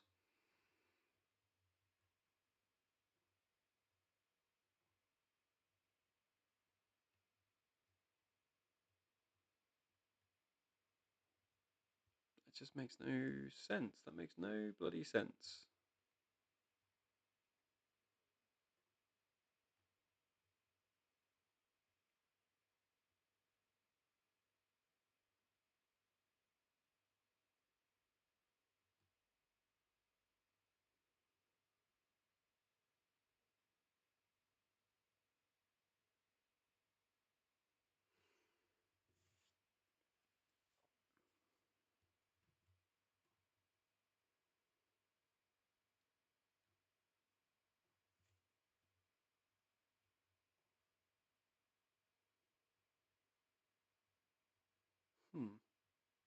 Crazy. Crazy, crazy times. Sorry, I'm getting myself a little bit distracted by all of the random things that are popping up in front of me. Still trying to get my head fully around old Streamlabs OBS, and it's a bemusing little system sometimes. Let's call it that, shall we?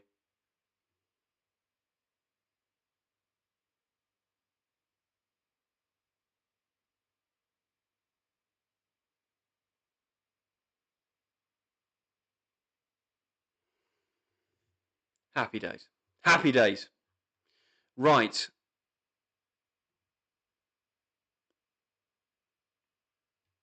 Kanye, mate, welcome back in. What has everyone got planned for bank holidays? Let me know. Let me know. Hello, mate. Welcome back. Jack, welcome in.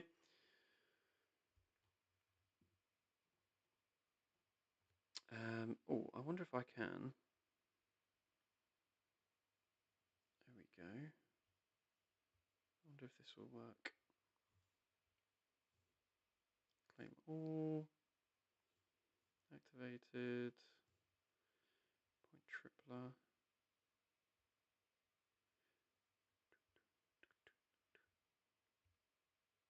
Oh, that's annoying. That's annoying.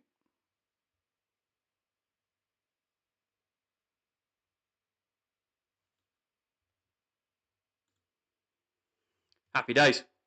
How's it going, Jack? Maybe we should get Shane Lacey and Amas. We would have the best right and left-hand sided in the league. Jack, I'd be very, very happy if Norwich City were able to loan in both Harry Amas and Shea Lacey. United, a Manchester United fan, of course, was in here earlier talking about how he believes that Shea Lacey will be playing against Brighton tomorrow. So I will be keeping tabs on that one while I'm at the pub. Kanye's sleeping. I mean, look, why not? But the weather's fantastic, mate. Get yourself out there. You know, get yourself out enjoying it while it bloody lasts. We all know what England's like. We are going to be back to staring down rain in the very, very near future, aren't we? Let's be honest. That's all good. That's all good. Working all of that one out. Front four for the ages. What on earth is Norwich Pure saying? Oh, yeah, we're getting excited about players from literally B leagues. Fantastic. Love to see it. Love to see it. And we just move this one over here. Studio. Bosh.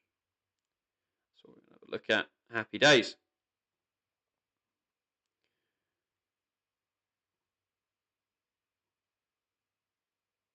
There we go. There we go. The Beast, mate. How are we doing? Good to see you.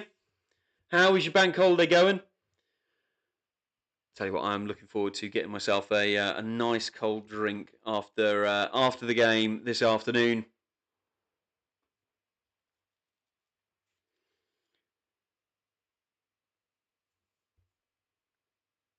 Oh, that header from Ollie McBurney. I tell you what, if that doesn't go off the back of Malanda, that is nestling very nicely in that sort of top right-hand corner.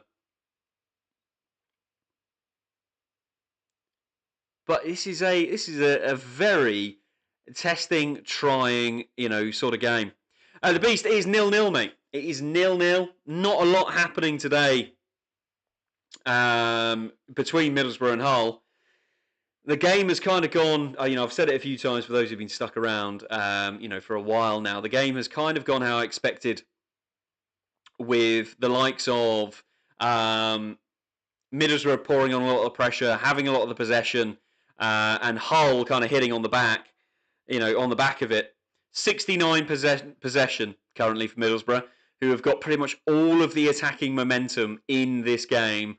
As I say, Hull handling it pretty comfortably, though, I would say. I don't think they've really looked at any point sort of they've looked under pressure, but they've not looked under threat, if you know what I mean. Come on, Boris is the beat. Caleb and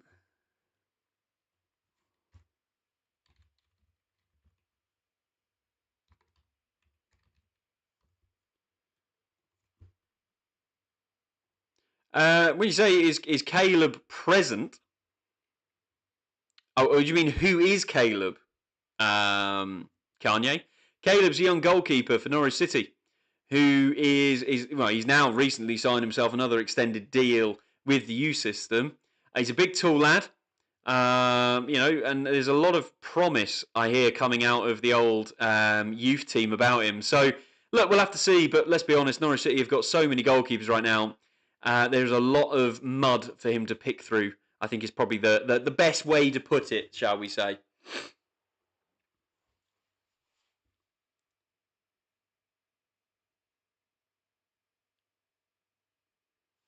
Yeah, another goalkeeper. Although Caleb, he is a goalkeeper that has already come through our youth system. It's not a new signing or anything like that. He's just a young lad who has already been going through the youth system, and we've sorted himself out another contract so we can see how far he can go. But yes, Norwich do have a notorious amount of goalkeepers, don't we, at the end of the day? We probably don't need too many more. But look, you never know. You never know where this might end up. He may be the next Angus Gunn. We may be able to get ourselves, a decent goalkeeper out of the U system rather than having to dip back into the transfer market for the likes of Big Vlad and so on and so forth.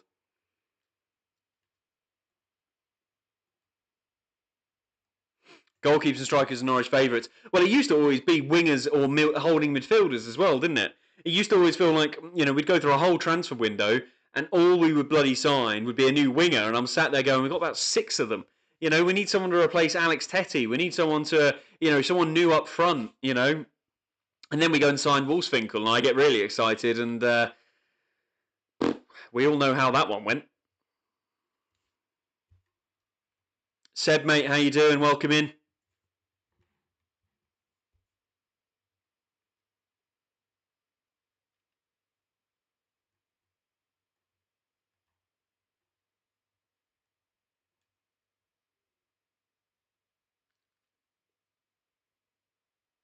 Okay.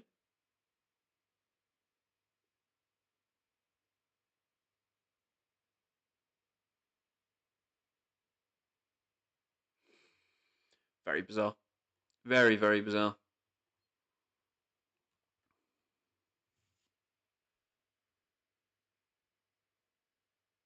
Sky, this is not the advertising that I need to see of all some of the best goals of the season. When right now we're probably watching one of the dreariest games of the season. And of course, they show the Philogene against Norwich City goal. Of course they do. Of course they do. Yep. I'm sure I deserve that for some bloody reason.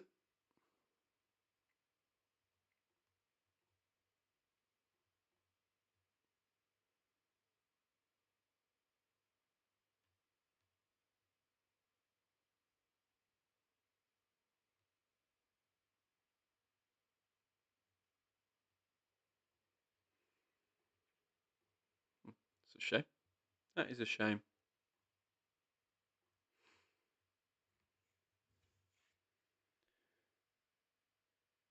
So, I'm going to put it out to all of you guys then. Who do we think is scoring first in the second half? Someone's got to break the deadlock, haven't they? Come on. Someone has got to break the deadlock. Who do we think? Hull team bus has had a window smashed. Really? Jesus Christ. To be fair, that could have just been one of the locals down in London that did that.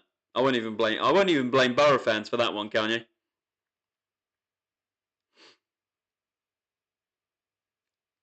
Jesus, Guy, how many adverts do you want to give me? Have you got nothing to talk about during the half time?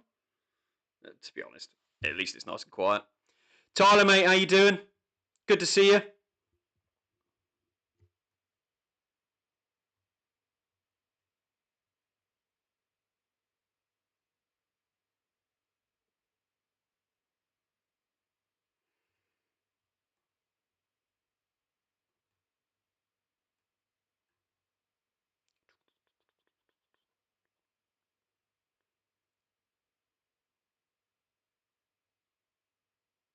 Back to the football?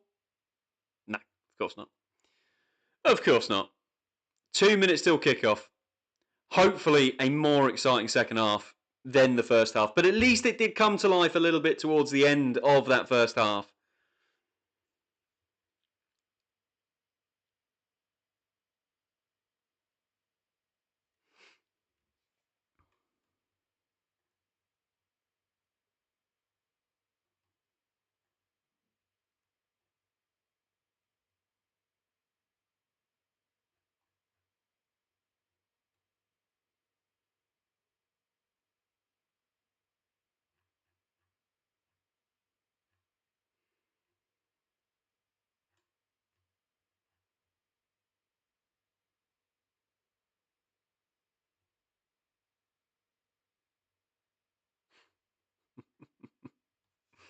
Well, at least the kids are having fun at half time. Getting their little experience at Wembley. Love to see it. Oh, here he is. Right, Hayden Hackney, of course, the talk of the town for half time. Will we see him in the second half? And really, for Borough fans, how long will we see Hayden Hackney for? Because at the minute, they are desperately missing him, and they are desperately still missing a consistent striker. And as I say, the longer this game goes on 0-0 like this, I think the more and more Hull City build into it. But back to adverts we go, of course. Of course we do. Ollie, mate, how we doing?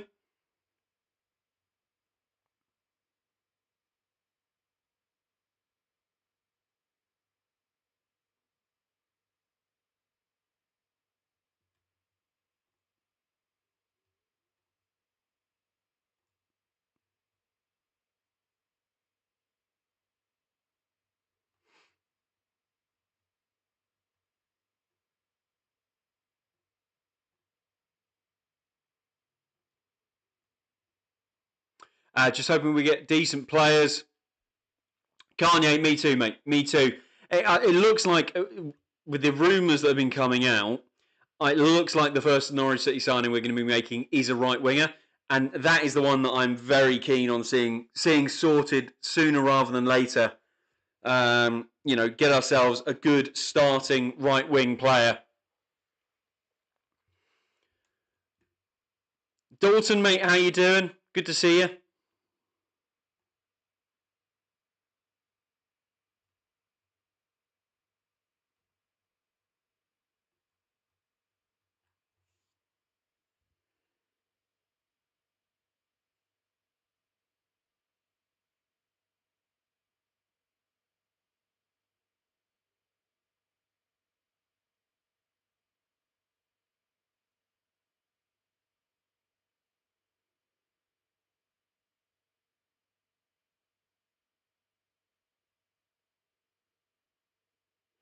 Right, here we go then. Second half, we're out. Doesn't look like there's any changes. I'll keep tabs of that on as well.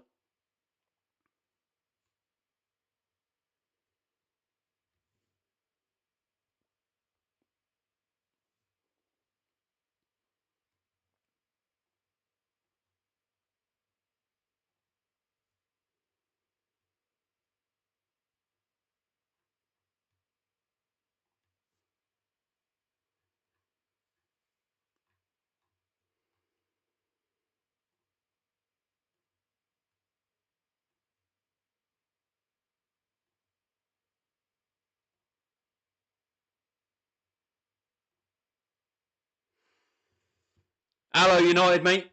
Did you get your beers? And if so, which ones did you go for? The most crucial question of the second half, to be honest. As we are back underway, and yes, you are back just in perfect time, my man. And Jesus Christ, Hull have kicked off. They've gone back to the goalkeeper, who's gone to lump it forward, and he's been chased down by Middlesbrough, and that's been blocked out for a goal kick. What are we doing? That's got to be probably one of the worst kick-off routines I've ever seen. Fair play to Strelic for chasing it down, but Jesus. Right, here we go. Take two then from the Hull keeper who launches it forward. And Luke Ayling launches it back the other way. And that wins Middlesbrough a throw into the Hull City half. Got beers, Emma Madry. Love that, mate.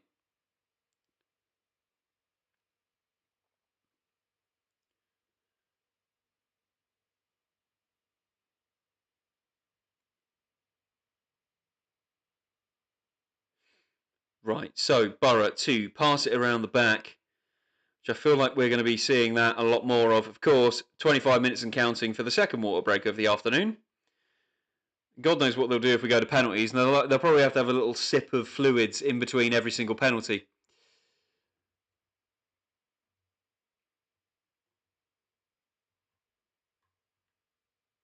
Ooh, Whittaker tries to get a shot off, but that's blocked again by Hull, who, to be fair, I can't really say they're living on the edge. They're soaking up the pressure so comfortably. Lovely, lovely long ball forward. Whitaker just knocks it down, and the shot is just... Oh, it's quite comfortably blocked. Out for a corner. Or should be a corner. Yeah, it is a corner. Come on, the Boris United.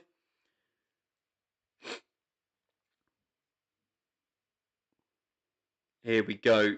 Target then to launch this one into the box. Flicked away.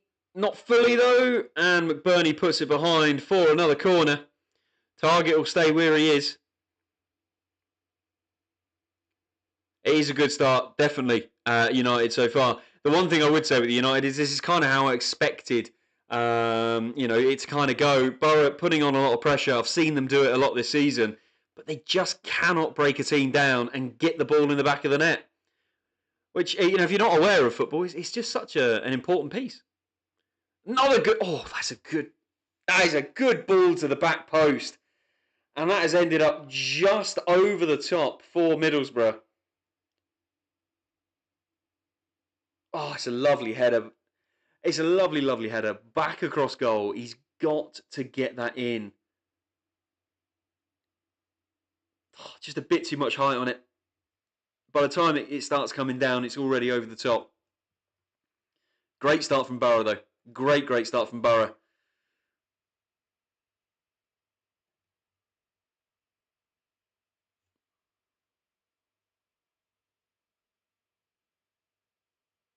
Oh, that's a crunching tackle from Hull. Luke Aylin's not taken very kindly to that one.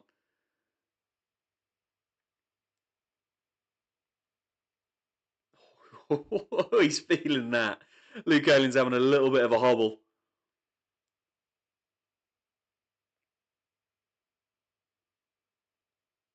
Oh, straight through him he goes. Fair play, Slater. Which Edison is that then, United?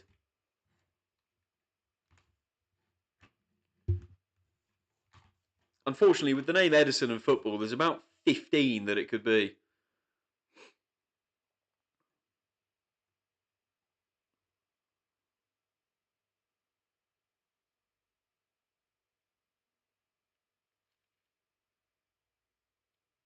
Right, Borough, once again, looking to just try and piece it back together. This is a real kicking game of just launching it long. Holding midfielder from Atlanta. Should we have a look? Let's have a look. There he is. So is this what? The Ugarte replacement then? 2 goals, 1 assist, 30 matches, 7.14 on average in the Serie A. Decent little season, to be fair. Especially when you take decent in Champions League as well. Got to be happy with that one. Trophy FN, hello mate, over on YT. How you doing this fine afternoon? Welcome in. 26 years old. Yeah, decent. Can't not be happy with that one, United. Is 45 million overspend again? Is this the Man United tax being added on once again? To be fair, it feels decent. Oh, what, Elliot Anderson? If you look at Elliot Anderson well, I think that would be a really big strengthening to your midfield. The only thing is, how do you play Bruno and Elliot in the same team?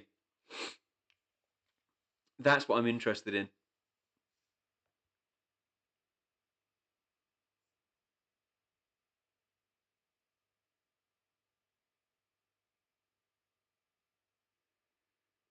Right, Hull have got their feet back on the ball a little bit now. And they've won it back nice and high up here. Can they work it outside and get it ball in? Oh.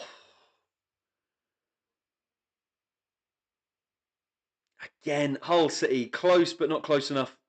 Which one do I think is going to win? Trophy, for me, I think the longer this stays 0-0, the more it plays into Hull's hands. They're hitting more and more on the counter now. If they can keep soaking up the pressure from Middlesbrough, who yet again look pretty toothless today, I think Hull nick this one 1-0. Need 2 CDMs somewhat because Mainu won't be able to play every game. Absolutely United, you guys are going to need a big squad. let's be honest, you've played the bare minimum games this season. You need to make sure you've got the flesh behind it to go into a Champions League season. You're not going to want to just bow out of the Champions League, are you? You know.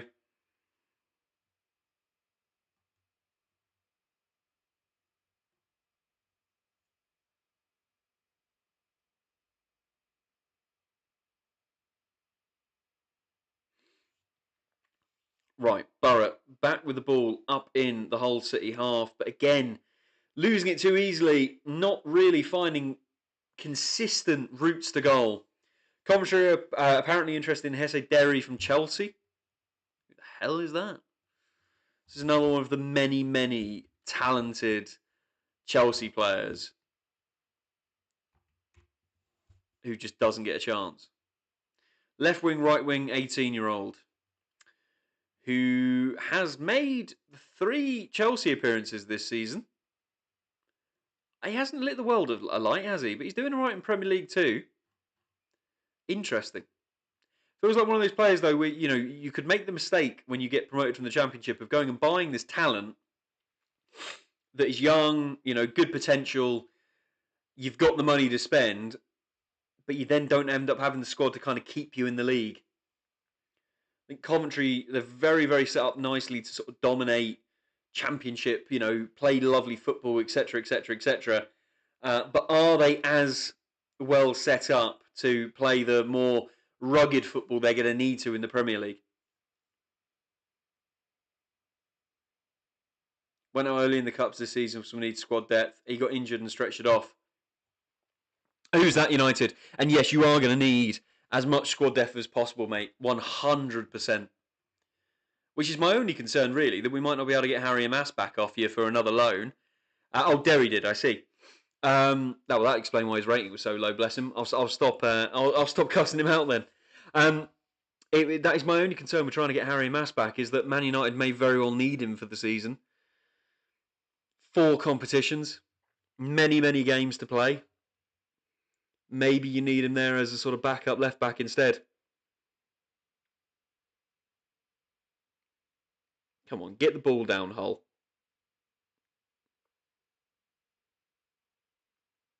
Oh, that's silly, Bellumi. Just don't put your hands on him. Just don't put your hands on him. No, exactly, United. And look, you're still going to have a good few signings to make. You don't want to keep spreading that list of how many different players you need to buy, do you? Right, Middlesbrough then to bring it forward. Or not. Just to go back side to side to side to side again. It's like Hull are launching it forward and it's obviously only sticking so many times. Borough going side to side to side, but now they have found some space, and if they can slip this one in, Whittaker has delayed way too long on that one, and it lets the centre-back get back in and nip it off of Strelic's feet. Poor, again, there from Morgan Whittaker and from Middlesbrough. Should have released that pass a lot quicker. Oh, and Jai goes direct. Nearly a lovely ball. And he cuts out the Borough counter as well. Oh, Bellumi's run past 3 people like they're not even there. Can he find Ollie McBurney? Oh, not quite. This is becoming a lot more end-to-end now. Just need both teams to kind of get the ball down on the deck a little bit more, rather than just punting it to each other, as they have for so long in this game.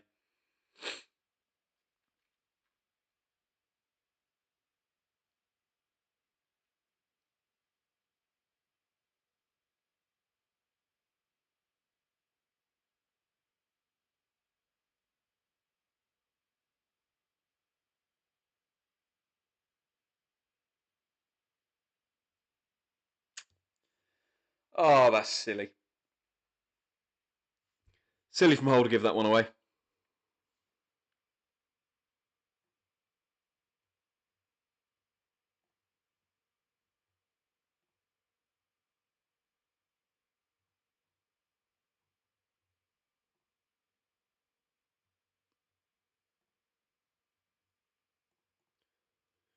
Right, come on. Get the ball down a little bit. Play. You can both play, I think. I think you can.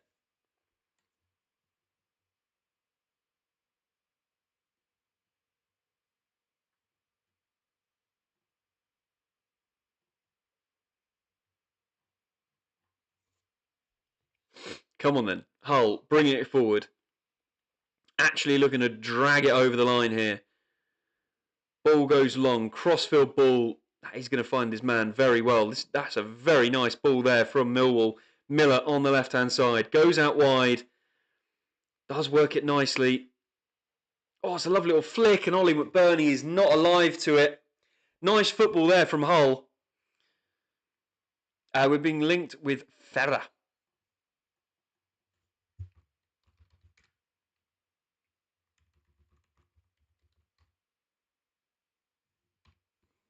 Icham Ferrer.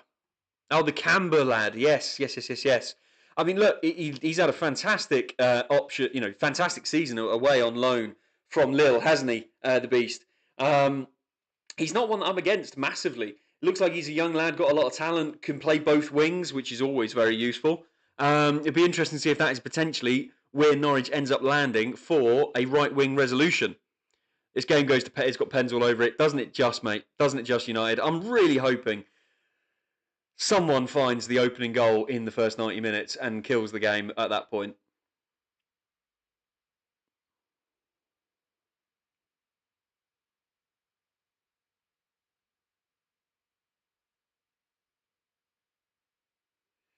Here we go, though. Hull with a throw-in on the halfway line.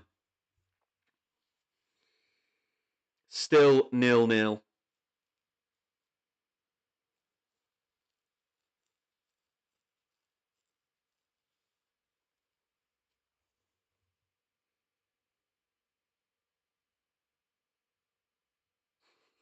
Very harsh. They've just brought up Middlesbrough's poor record, shall we say, at Wembley. And of course, that does include losing 2-0 to Norwich City a few years back.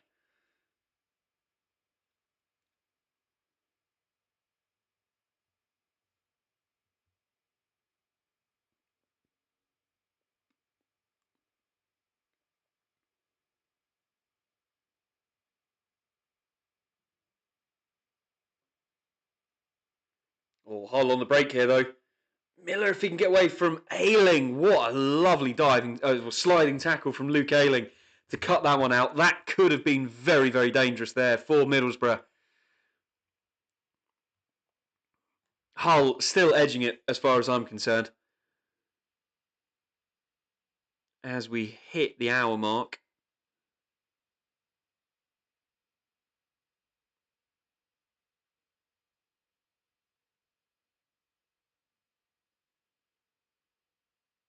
Middlesbrough back to just knocking it around, going side to side. And it looks like old Gelhardt is going to come on for Hull here. I wonder for who, because Miller's played brilliantly, Balumi's played brilliantly. You're not taking Ollie McBurney off, you need him. So who is Gelhardt going to come on for? It's going to be a goal soon, isn't there, United? I really hope you're right, mate. I really hope you are right. Middlesbrough into Whittaker. Falls to Strelic. Oh. Hull have got about 7 or 8 men behind the ball. Middlesbrough pouring the pressure on. Miller skips away from one, skips away from a second, and is fouled by the third. That's a lovely ball there, though, from Hull. Balumi. Can he hold it up enough? Waiting for McBurney to come back in. Balumi goes all the way. Saved easily by the Borough keeper.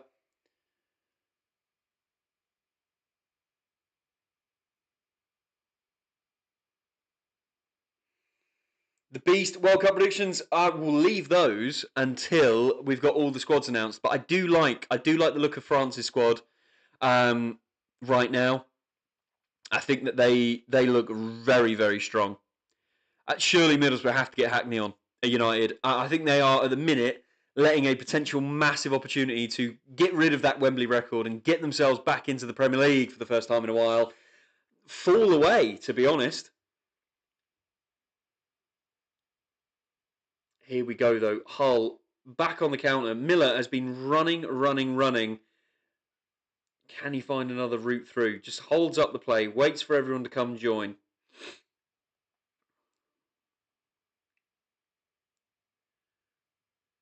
Hughes goes out wide.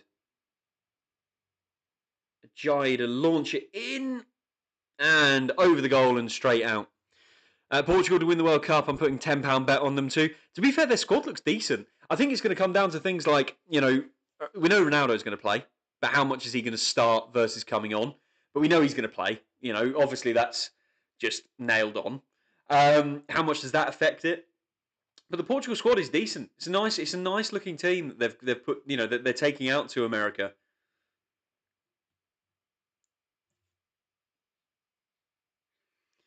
Dalton, we've been linked with plenty of right wingers. Ferrer, that Beast was talking about up top. I think I keep calling him Goujon, but that's not his bloody name. There's a few right wingers that we're getting linked with. None that have massively lit me alight, if I'm being honest. Still quite a lot of talent where it's, Eastern European leagues, second divisions of the top 5 sort of countries. Players where it's like it could work really well, or it could end up being a waste of everyone's time. Is it 17-1 for Portugal to win the World Cup? Jesus.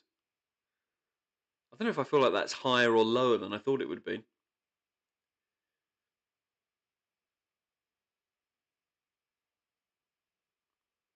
Right, Ayling finds the man in the middle. Oh, he shoulders off the Hull player as well here. Borough coming forward. Hull have got so many men back to deal with it. And they do once again. But Middlesbrough keeping it alive. It's a terrible ball in. Not the angle for it. Should have taken it out wide. I head first from how many right wings we're linked with. Mate, Dalton, it's so hard to keep up, isn't it? It's also, we're getting to that stage of the transfer window where it's really hard to know which of the rumours are real versus which of the rumours are just made up by a fan who got a bit bored. Bad Napa likes Nathan.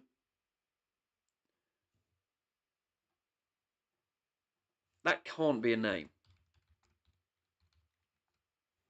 That is a name. From Lausanne, a former Arsenal youth player, right winger, can play striker, out in the Super League. Not incredible stats out in the Super League, to be honest. And I think this is the thing. The name you've just mentioned there, the Beast, struggling to score consistently out in the Swiss main league, doesn't even start really for their team. I mean, maybe again it's another one of these data-driven ones and it comes good, but I just feel like we need some proper experienced heads for the championship. England's won the World Cup is 10-1. That feels too low. That should be higher odds. Or that should be lower likelihood odds. You know what I mean? We're interested in Leeds Ramzani, but I feel he's too good for the championship. To be honest, Dalton, I take it though. He is a quality little player. I'd be very, very happy if we could pull one off like that. Yeah, here you go. Hackney's coming on. All the Middlesbrough fans that are at least in the stadium, rightly so, cheering for that one. That could be a big game changer, and it could be not a minute too late because Hull have started to come into the game a lot stronger.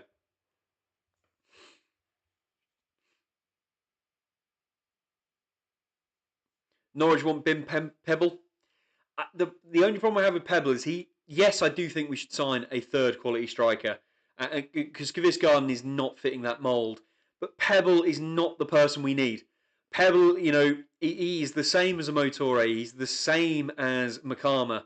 They're just going to end up tripping over each other. If we are to sign a third striker, we need it to be someone who is a quality, experienced, in their prime championship striker. Bubble, mate, how we doing? Jax, welcome back in.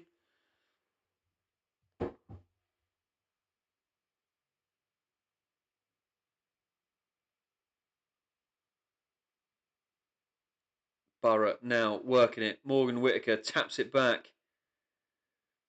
Borough keeping the attack alive.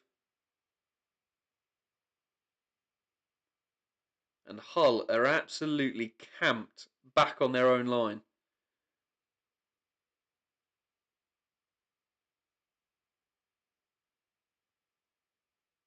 Oh, lovely little touch. Right, Morgan Whittaker pushed out wide. Can he work a crossing opportunity? Can he get it to the byline? Goes for the byline, and it's out for a corner. Right, are we going to see Hayden Hackney now take to the pitch at this opportunity? Middlesbrough corner, coming up to 70 minutes in.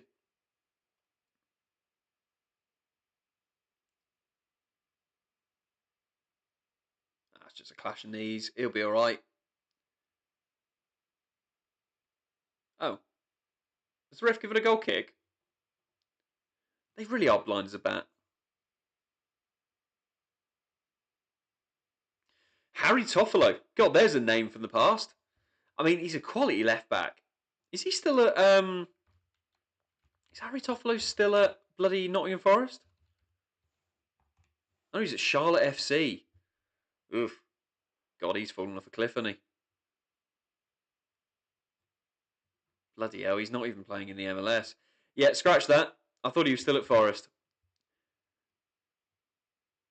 This has got a Hackney winner in this. Another drinks break. At least this drinks break is happening while a whole City defender is down, you know? At least it kind of is a bit fairer.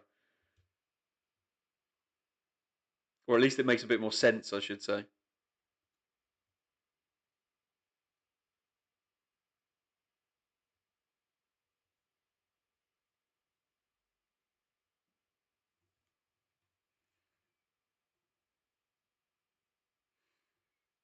Right, Hayden Hackney, can he be the superstar for Middlesbrough? Can he bring something that this game is missing massively, which has been some consistent goal threat?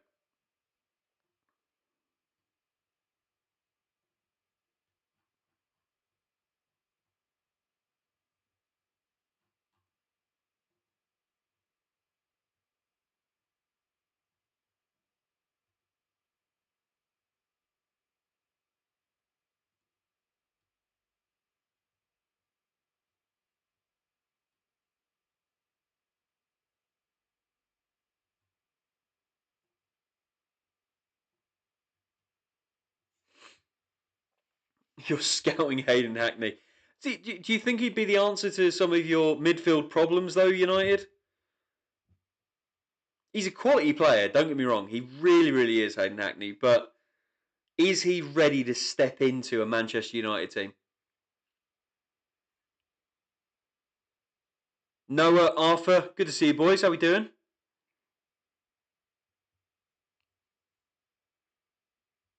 Well, look, he's got 20 minutes to show you what he can do now, United. I know anything's better than Ugarte, I know that. But borderline, you're saying I'm better than Ugarte at this point. Lucas Alvaro, there's another one I haven't really heard of.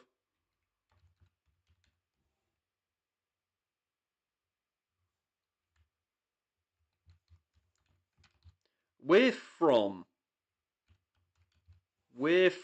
my old mucker, the beast.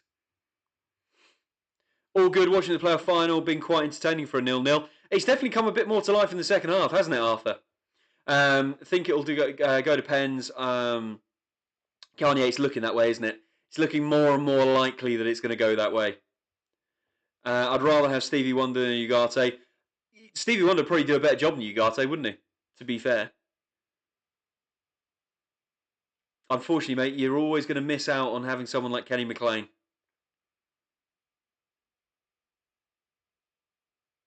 Kanye, what team does he play for, though, mate? There is a lot of people called Lucas Alvarado out there.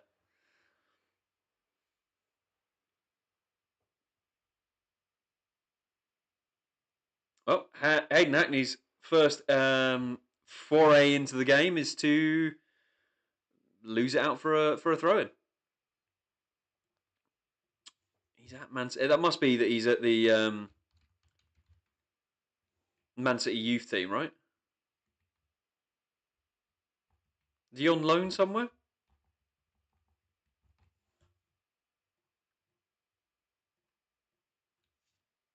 He's 16. I just don't. I don't think we're looking for any more young talent like that. To be honest, the beast.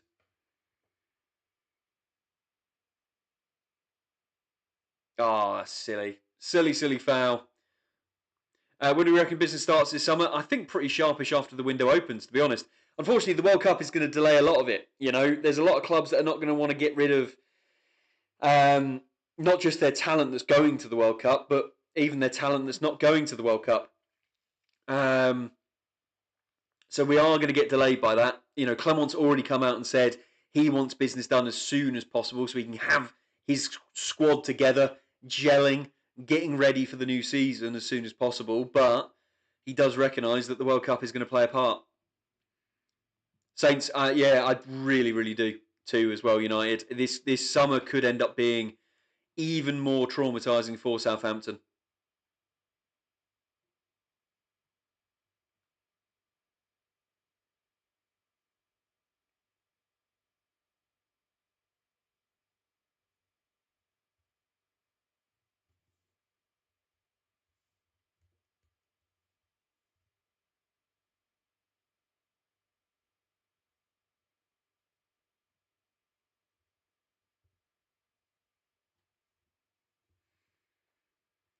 Cowland, isn't it just, mate?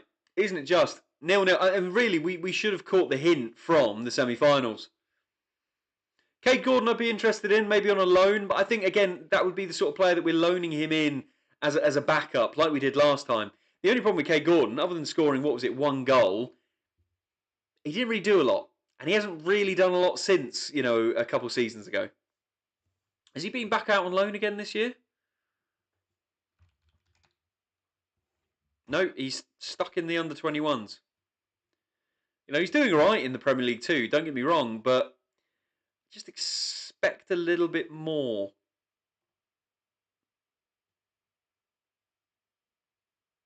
He did play well against Chesterfield towards the end of last year in the old EFL trophy, but I just, yeah, kind of alongside Arthur there, really. I just feel like Cade is missing a little bit of quality to step up to the Championship right now.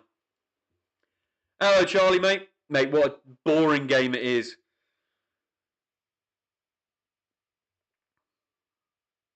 Peretz is not going back. Leo wants to leave, so does Charles. I think that's the thing, United, that, you know, there is going to be such a tarnish now on Southampton, especially if they do decide to keep their manager.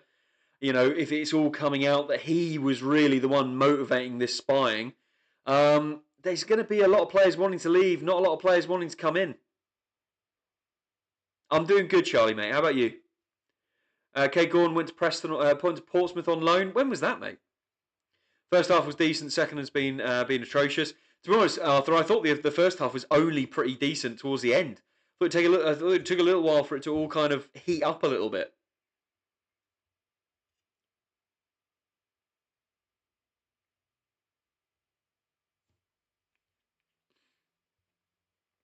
Last season, didn't even realise that. I know it was a couple of seasons ago that we had Cade, down our neck of the woods. Oh yeah, right there. 5 appearances though. Jesus, no wonder I didn't. No wonder I didn't really notice it, Cowlan. Barely even played for you. It just feels it, Arthur, doesn't it? It feels like Hull, they're keeping... Well, put it this way. We're now in the 70th to 80th minute, and this was where I put myself out there to say Ollie McBurney scores the winner to go 1-0.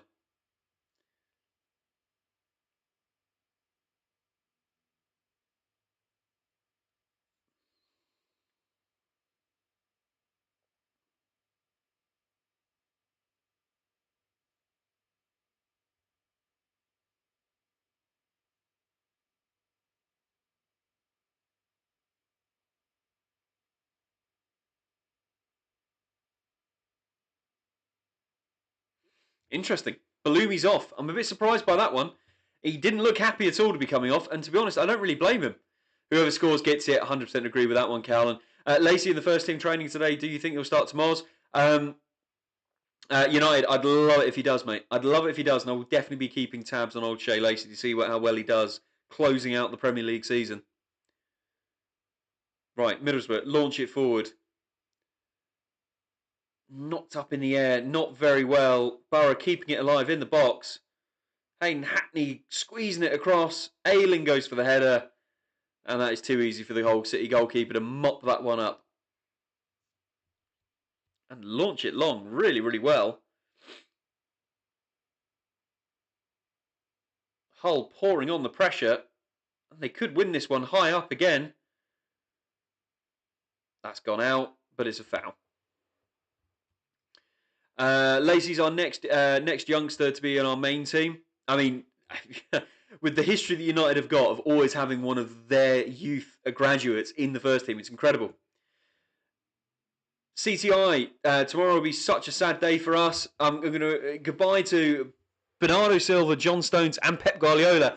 And to be honest, goodbye to Man City's short heritage. 115 charges. Sounds like that's going to be announced what the punishment is in June.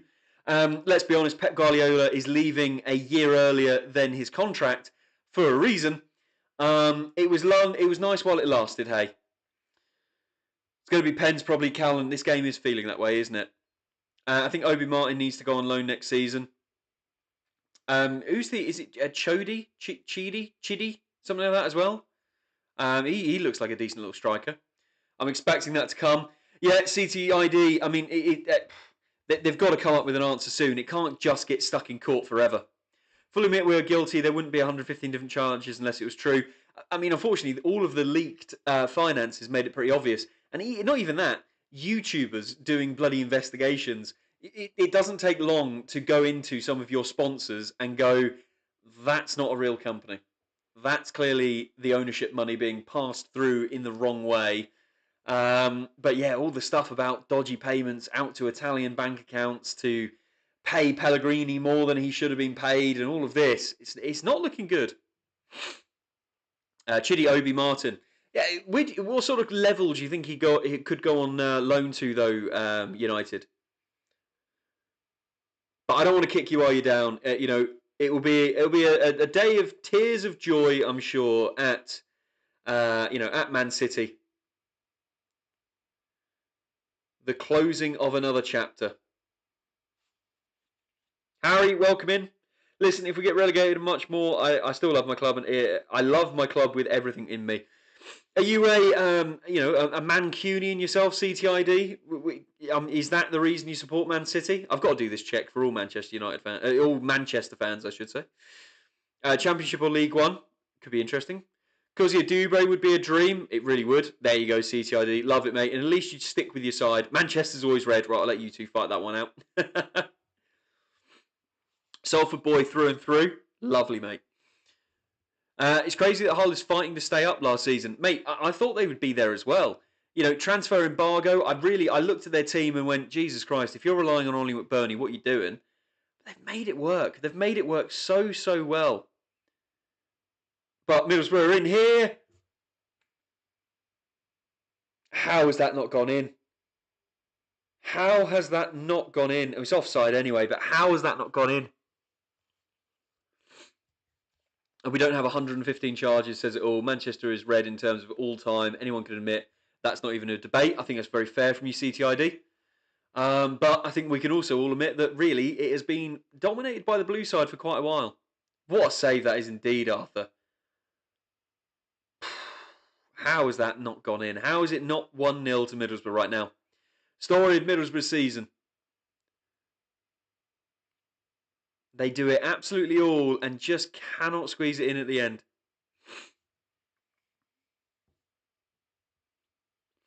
I'm watching this game. The fact that no one has scored is crazy. It's definitely warmed up a lot more. And the second half is starting to warm up again towards the end, just like the first half did. Now it's Hull City's turn. Can they find Big McBurney in the middle? He just needs that 18th goal. I still feel like whoever scores wins this. As in, it will be a 1-0 either way. That's what I mean. Deep ball goes in. It's not going to go all the way out. Oh! As another one flashed across goal this time from Hull. What a little ball. Gelhardt does well. He backs away from target and then whips one towards goal. Just not enough curl on it. If City get done, you watch everyone leave. To be honest, I can't disagree with United. There are definitely a lot of plastic fans. As there will be a lot of plastic Arsenal fans right now. There's definitely been plastic fans of Man United before. Leicester. Palace, even when they won the FA Cup. There are a few of them coming out of the woodworks. Unfortunately, that is just part and parcel of it, isn't it? A lot of people do seem to just leave their club. Very weird. Right, Middlesbrough's turn now. I'd love Middlesbrough to go through, especially after all the drama of the spying. Borough applying zero pressure. At this point now, they're just both teams have kind of given up a little bit on defending. They're just going for each other. Them to come back into the final and then go to win it would be the best fairy tale ever. Hearts United, here we go. I mean, United, you're probably dreaming a little bit with that one. There is probably a reason why Man City have paid absolutely through the arse to make sure that Haaland signed a 10-year contract.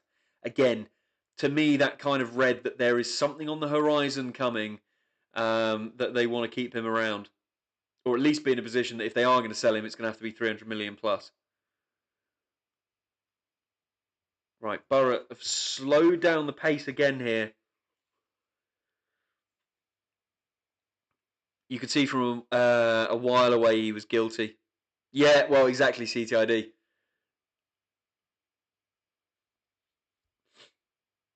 Borough keeping it in the right wing position. Can they whip it in? Yes, they can, but it's low and doesn't beat the first man. Ollie McBurney's done well there to turn Luke Ayling. Getting his body in it. Now Geldhart chasing it down. Getting in front as well. And now Hull are on the counter. Urakawa. He stopped there. Middlesbrough get away with it. I'm starting to get a little bit of excitement now. It's sad, really, because I don't like admitting it, but as much as I love City, I'm a neutral with football. You have to be CTID. I'm fully on board with that one, mate. You know, I love my club to death, but there are some times that you've just got to say fair cop. United, I'm sure you will be. I mean, surely you lot will just be loving life now that you've got Michael Carrick in charge. Hopefully, he won't turn into an Ole Gunnar Solskjaer, and this will all fall down in 6 months' time. Sorry to be that guy. And hopefully you'll just be able to focus on Manchester United once again.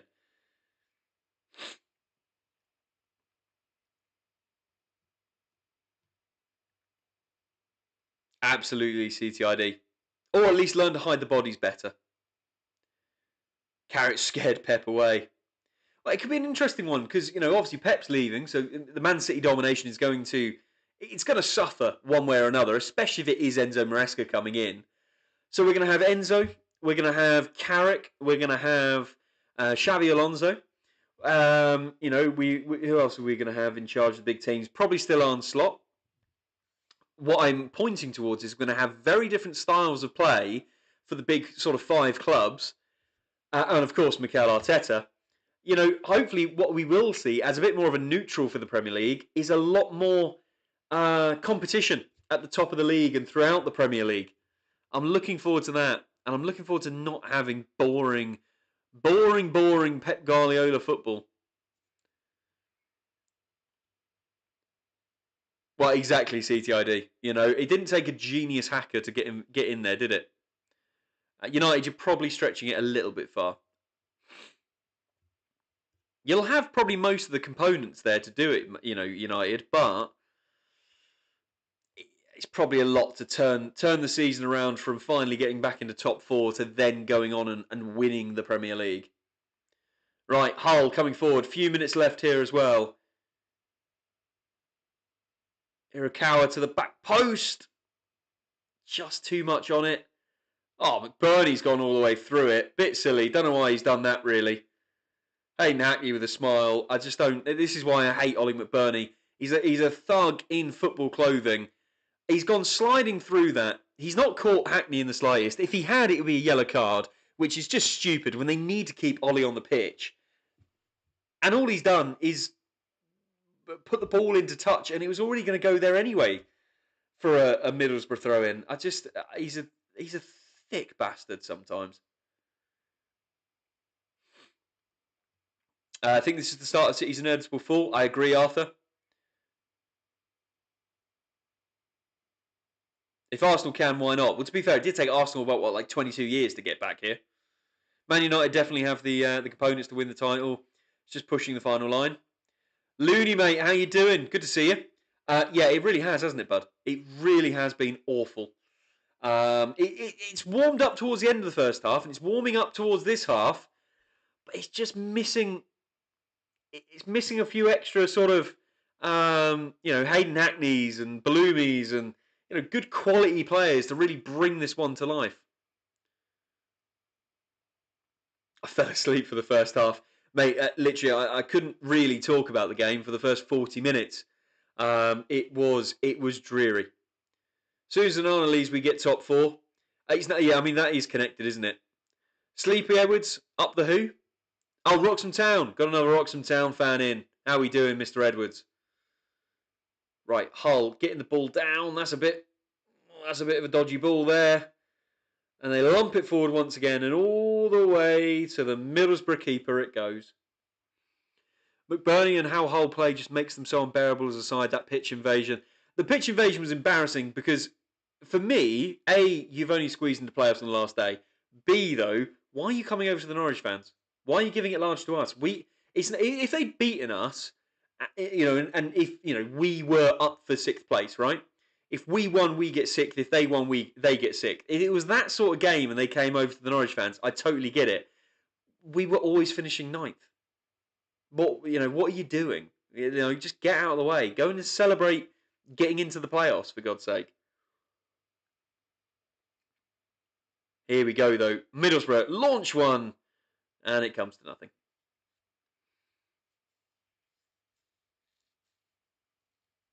CTID, no, I would not agree in the slightest that Arsenal have cheated. Just because it feels like the refs have been a little bit more on their side. Unfortunately, that is just the inconsistency of referees in the EPL. And trust me, it's just as bad, if not worse, down in the Championship. You can't blame a team for getting given penalties, getting given fouls, or not given fouls against them. That is just life. And West Ham definitely weren't robbed, United. They definitely were not robbed. That 100% was a foul on the goalkeeper. Yeah, absolutely. I think there is every team, in the Prem, the Championship, and probably in League One, probably in League Two, probably in the National League. I think every team will point towards things that should have gone their way, didn't go their way, should have gone their way in their opinion, etc., etc., etc. It just is what it is. Hello, Sean, mate. Welcome back. Hull are truly shocking. They've only got one real plan, haven't they? Get it to McBurney, score from outside the box, or score with a header. And they've come close a few times with that plan, and it's definitely kept Middlesbrough at bay. But yeah, I'm not expecting them to suddenly turn it on. Absolutely CTID, but to be honest, mate, not much is going on in this game. So at least you've given us a few other topics to all talk about.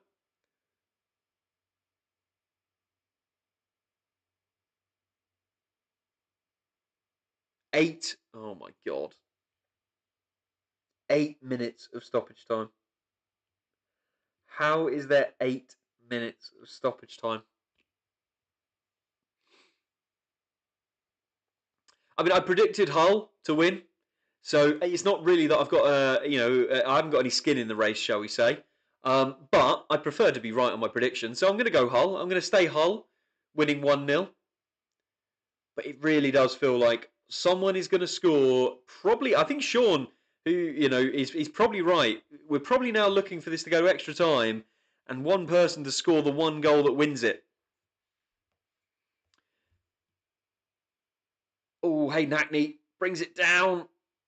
Back to Hackney. Borough trying to work this one now nicely now. Hackney gets it into the box. Up the notch indeed, CTID. Love that one, mate. Love that from you. And yeah, Ipswich can do one. And it's lumped clear. If teams can stop Arsenal corners, they don't win the Prem next season. How many goals did they actually score from corners? Because I swear I saw a stat that they've scored less goals from corners this season than they did last season. I think.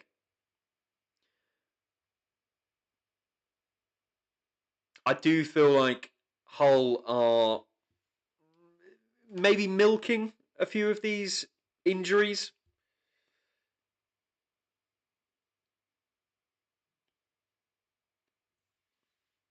Oh, it is a bit of a friendly fire there, to be fair, isn't it? But I feel like Hull are kind of breaking up the game, looking to take this one into extra time now. Might as well have saved time and just gone to penalties. Maybe that's what the playoffs should be, though. Maybe it should just be a penalty shootout.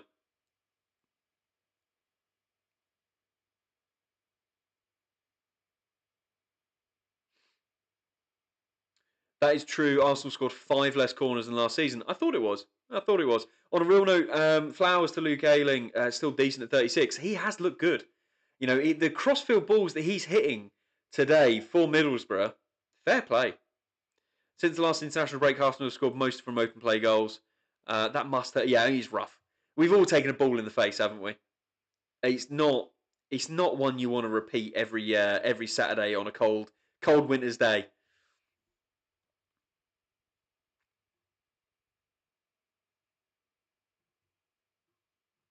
How many goals have been scored in open play in the playoffs this year?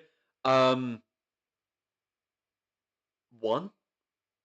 maybe one or two.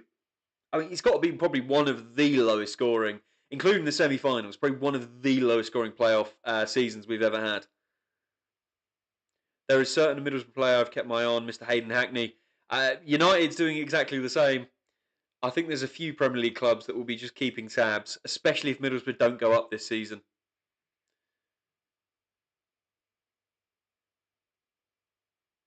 Right, here we go then. Middlesbrough to, I'd imagine, lump it back to the goalkeeper. Nope, they will just play on. He's a quality player, Hayden Hackney. Unfortunately, suffered with injuries once again this season. I think Carrick could be a big part of it. Carrick will definitely be, a big advocate of his, I'm sure. Most awful players of playoffs I can remember. Yeah, shame, Sean. Absolutely same with that one. Especially when you compare it to, this time last season, Sunderland winning it with like the last kick of the game and a proper barnstorming game between them. Oh, as Hull come forward here. 4 minutes left of stoppage time. Can they win it at the death? Is a goal, and it's Ollie McBurnie. He's an absolute wanker. I hate him to death. But by God, this season he has found ways to score. And he's done it again. In the biggest game, he's done it again. And Middlesbrough, once again, dominate a game, dominate possession, but they have been hit where it hurts. They cannot score goals. Hull have done it. 1-0. I cannot see Middlesbrough getting back into this. Oh my God. Well, I didn't get the minute right, but I think I've got the score right, and I think I've got the goal scorer right. 1-0, Ollie McBurnie, 95th minute. And there you go, he's taking his top off to celebrate. So if he'd gone through Hayden Hackney, he'd be off now. I still hate him. But by God, they've made it work. Sean, I'd normally agree with you, but the amount of Middlesbrough players I just saw on their haunches, I don't think they get back into this. I think Hull kill this one dead. How does he always find a way to put the ball in the back of the net? My goodness. I mean, it's a lovely ball out. Nicely worked out on the left-hand side. The young lad that they've got out on the left-hand side has done so well. Goalkeeper's flapped at it. And McBurnie has just pumped that one in.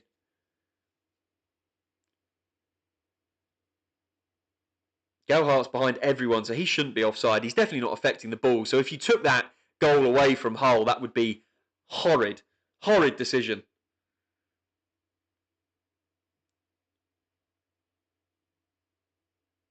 But there you have it. Ollie McBurnie at Wembley. Wow. He can score goals. Hull will be the worst Premier League side of all time, mark my words. Arthur, let's give them a summer to build a team. I mean, let's give them another 4 minutes to get to the Premier League first. Although he scored, he's still a bellend. Absolutely. Fully agree with that one. Nicholas, mate, welcome in. Wow. 1-0 to Hull City, right at the death.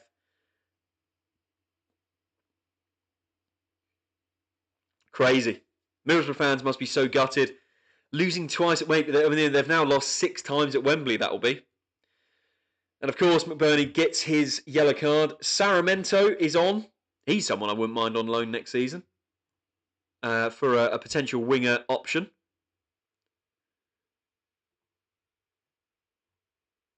Kick Hull out for spying. Unfortunately, Hull have done it the right way, and they've done it their bloody way. They've struggled at points this season, but with 2 summers, or a summer and a winter transfer missed for a transfer embargo. It's incredible. Incredible what they've been able to do. We beat them, Ollie, didn't we just? Bloody Middlesbrough. They hate Wembley. I doubt Hull will be worse than Derby in the same Prem. I don't think anyone will ever beat that Derby record. Like, everything went wrong for Derby that year, and 11 points is so low. Like, you look at how bad some Premier League teams have been, and they've still got sort of 20, 22 points. To get half that is crazy. How are Hull actually getting promoted after this is crazy. They were probably one of my favourites to go down this season, but they've said, bugger that, we are going off to the Premier League. And look, I will agree that they are definitely going to struggle to stay up. Of course they are, like every team that gets promoted is. But for a team that has obviously had big financial difficulties, this could be an absolute a saving grace. One season up in the Prem. If they don't go crazy and spend stupid, they could at the very least reset their finances and put themselves in a very, very good position. Here we go then. Middlesbrough are going to have to throw the absolute kitchen sink at it. I mean, we all thought Wolves would break that Derby record. Very true. Very true. And there was one point where it looked like Wolves were then going to potentially stay up. Borough here, throwing absolutely everything at it. Hull just booting it away, and they win a free kick deep in their half. Hull's going up and we're going down. What has life come to? Says CTID, a Man City fan. Well, look, I mean, for financial reasons, you two might be trading spaces. Hull spend 150 million and go 18 points and sit bottom. I mean, Ollie, that's the thing, though. You know, you've got to spend money sensibly. I've seen a few people, and some Hull City fans talking about potentially getting Andy Robertson back on a free. They're the sort of signings that they need to make. Don't go and spend stupid amounts of money buying players that you then can't afford the wages of if you get relegated. And don't come back down to the Championship in a worse position financially than you currently are. I'm totally with you there with that one, Arthur. The Beast is 1-0 to Hull, and we have got barely any time left. We saw tears when they made it to the playoffs. I think we might see absolute sobbing from the owner if they can hold this one out for another minute or two. We're nearly into 100 minutes of Championship football to see out the last day of the season. Borough, pump it long. Hull are just swarming everyone on the ball. Middlesbrough have done really well to work it there. Can they work it into the box, though? They keep going back. Scooped ball, headed away. Ollie McBurney's going to be under that one. He's done well there.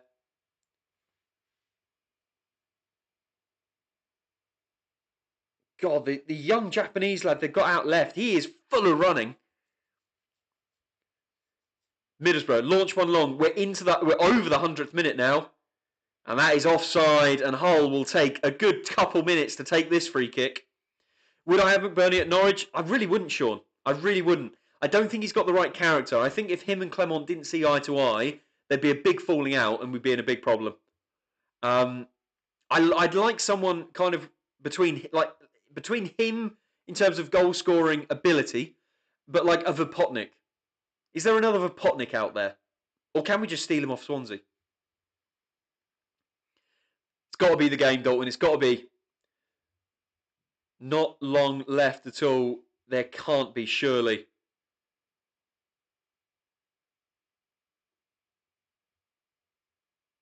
McBurney, that's definitely a foul. But anyway, refs let that one play on. Borough, launch it forward. Terrible ball. It's just turning into a wrestling match now.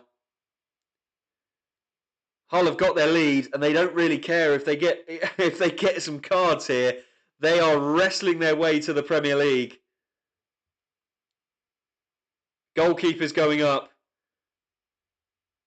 Hellberg didn't actually look that happy about the goalkeeper going up, but hey-ho. I don't know what he's expecting. There is no time left at all. Borough, launch it forward. It's going to go all the way out. Terrible ball into the box. Goes all the way out for a goal kick. 100% stick with Toure, mate. 100% stick with Toure. We do need a third striker, I think, though. a proper experienced Championship goal scorer.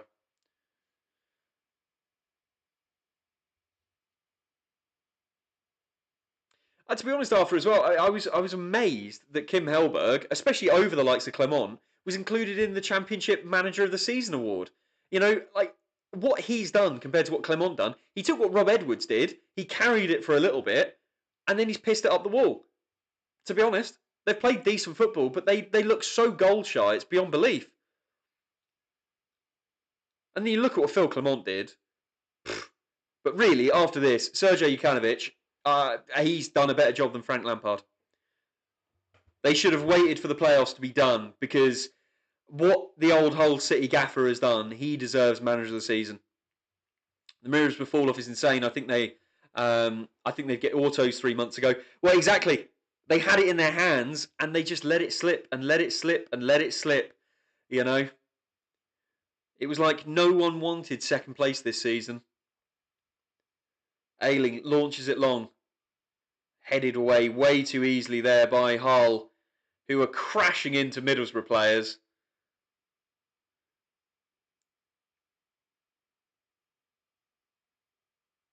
Hello, Nico, mate. How are we doing? We're into 103 minutes now of football. Well, 104th minute now. How are we still playing here?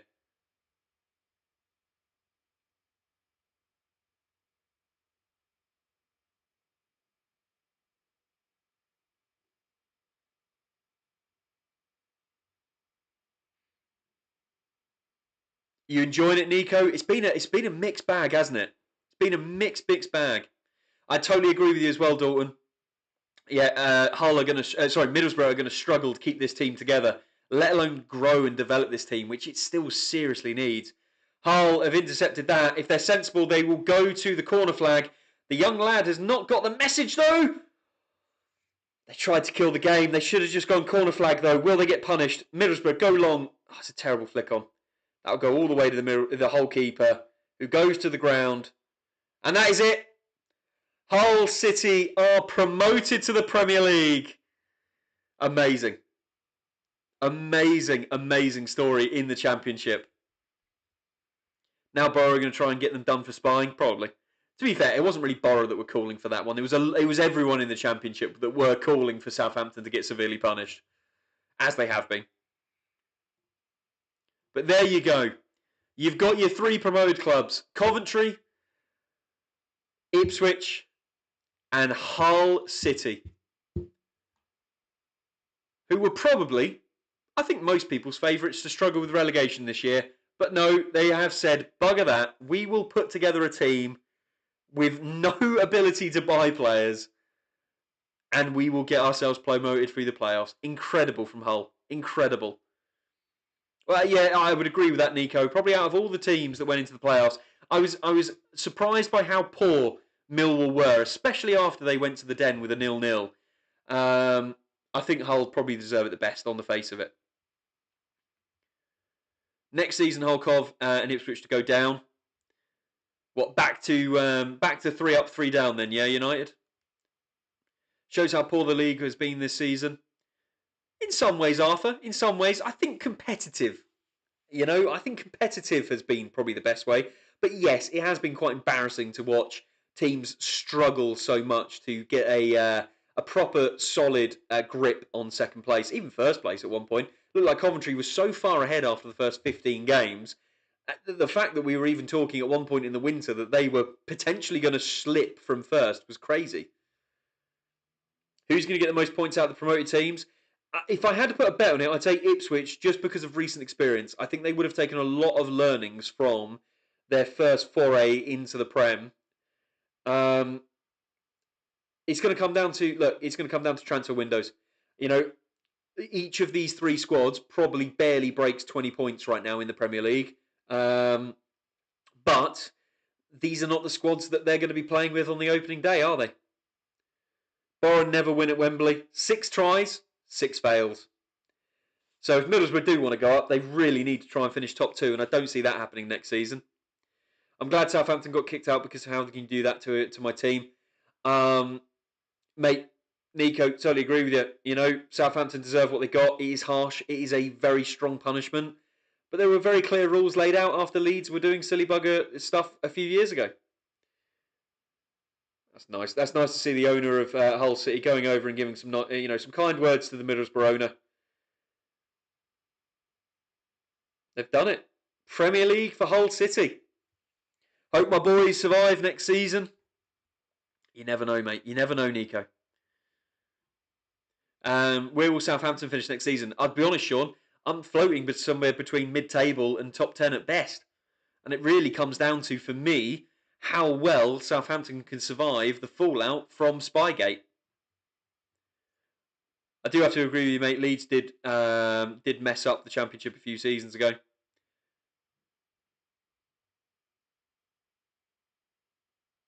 Now Spurs will go down. I mean, are we all rooting for it? I am. Either way, it's going to be a trip to London. It's whether it's east or north. That is all it comes down to tomorrow. What do we all think, though? Who do you think it'll be? Spurs or West Ham? Who is going to make up the rest of the Championship? Obviously, tomorrow we'll find out whether it is Bolton or Stockport. Everton, do your job. Come on, Hull, says Oliver. Happy with that one, mate. Oliver, go on, be honest as well as a Southampton fan. Do you think you would have lost the Hull today? And also trying to sort out the share points deduction. Very true. Very, very true. Hello, Beverly. Thank you again for stopping by on YT. I hope it made the game a bit more interesting. And at least we got a goal in the end, Beverly. At least we got a goal. But fair play to Hull. And fair play to Ollie McBurney. I thought he was washed. I saw him a little bit out in Las Palmas. And I thought that was him done and dusted. The thug would never become anything else. But by God, he's got himself back into the Premier League by hook or by crook. No, with our squad, I'd say we would have won 2-0. Fair enough, Oliver. Fair enough. Yeah, unfortunately, Nico, Ollie is Ollie's a Southampton fan. He's just still a bit bitter about getting kicked out.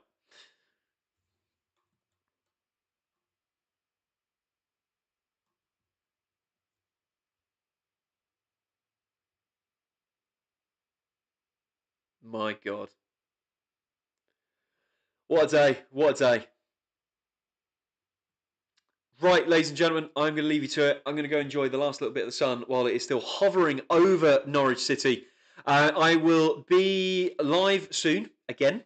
I've learned a lot from all of this. So I've got a plan of how we're going to go into next season. I think Norwich watch-alongs will probably dual stream. And I think for other sort of streams, we will just have regular touch-ins on TikTok. I think that'll work better because I think the new system is not really working very well for both. Anyway, that is all nonsense for me to work out. I hope you guys have enjoyed yourself. I appreciate the likes, the new followers for joining. The new subscribers over on YT, welcome. There will be another long video over on YT. So if you haven't yet, go to the link in my bio. Go drop me a subscription so you can see me a little bit longer than just the snippets. Otherwise, I will see you guys all in the next one. Thank you for stopping by. It's been good fun.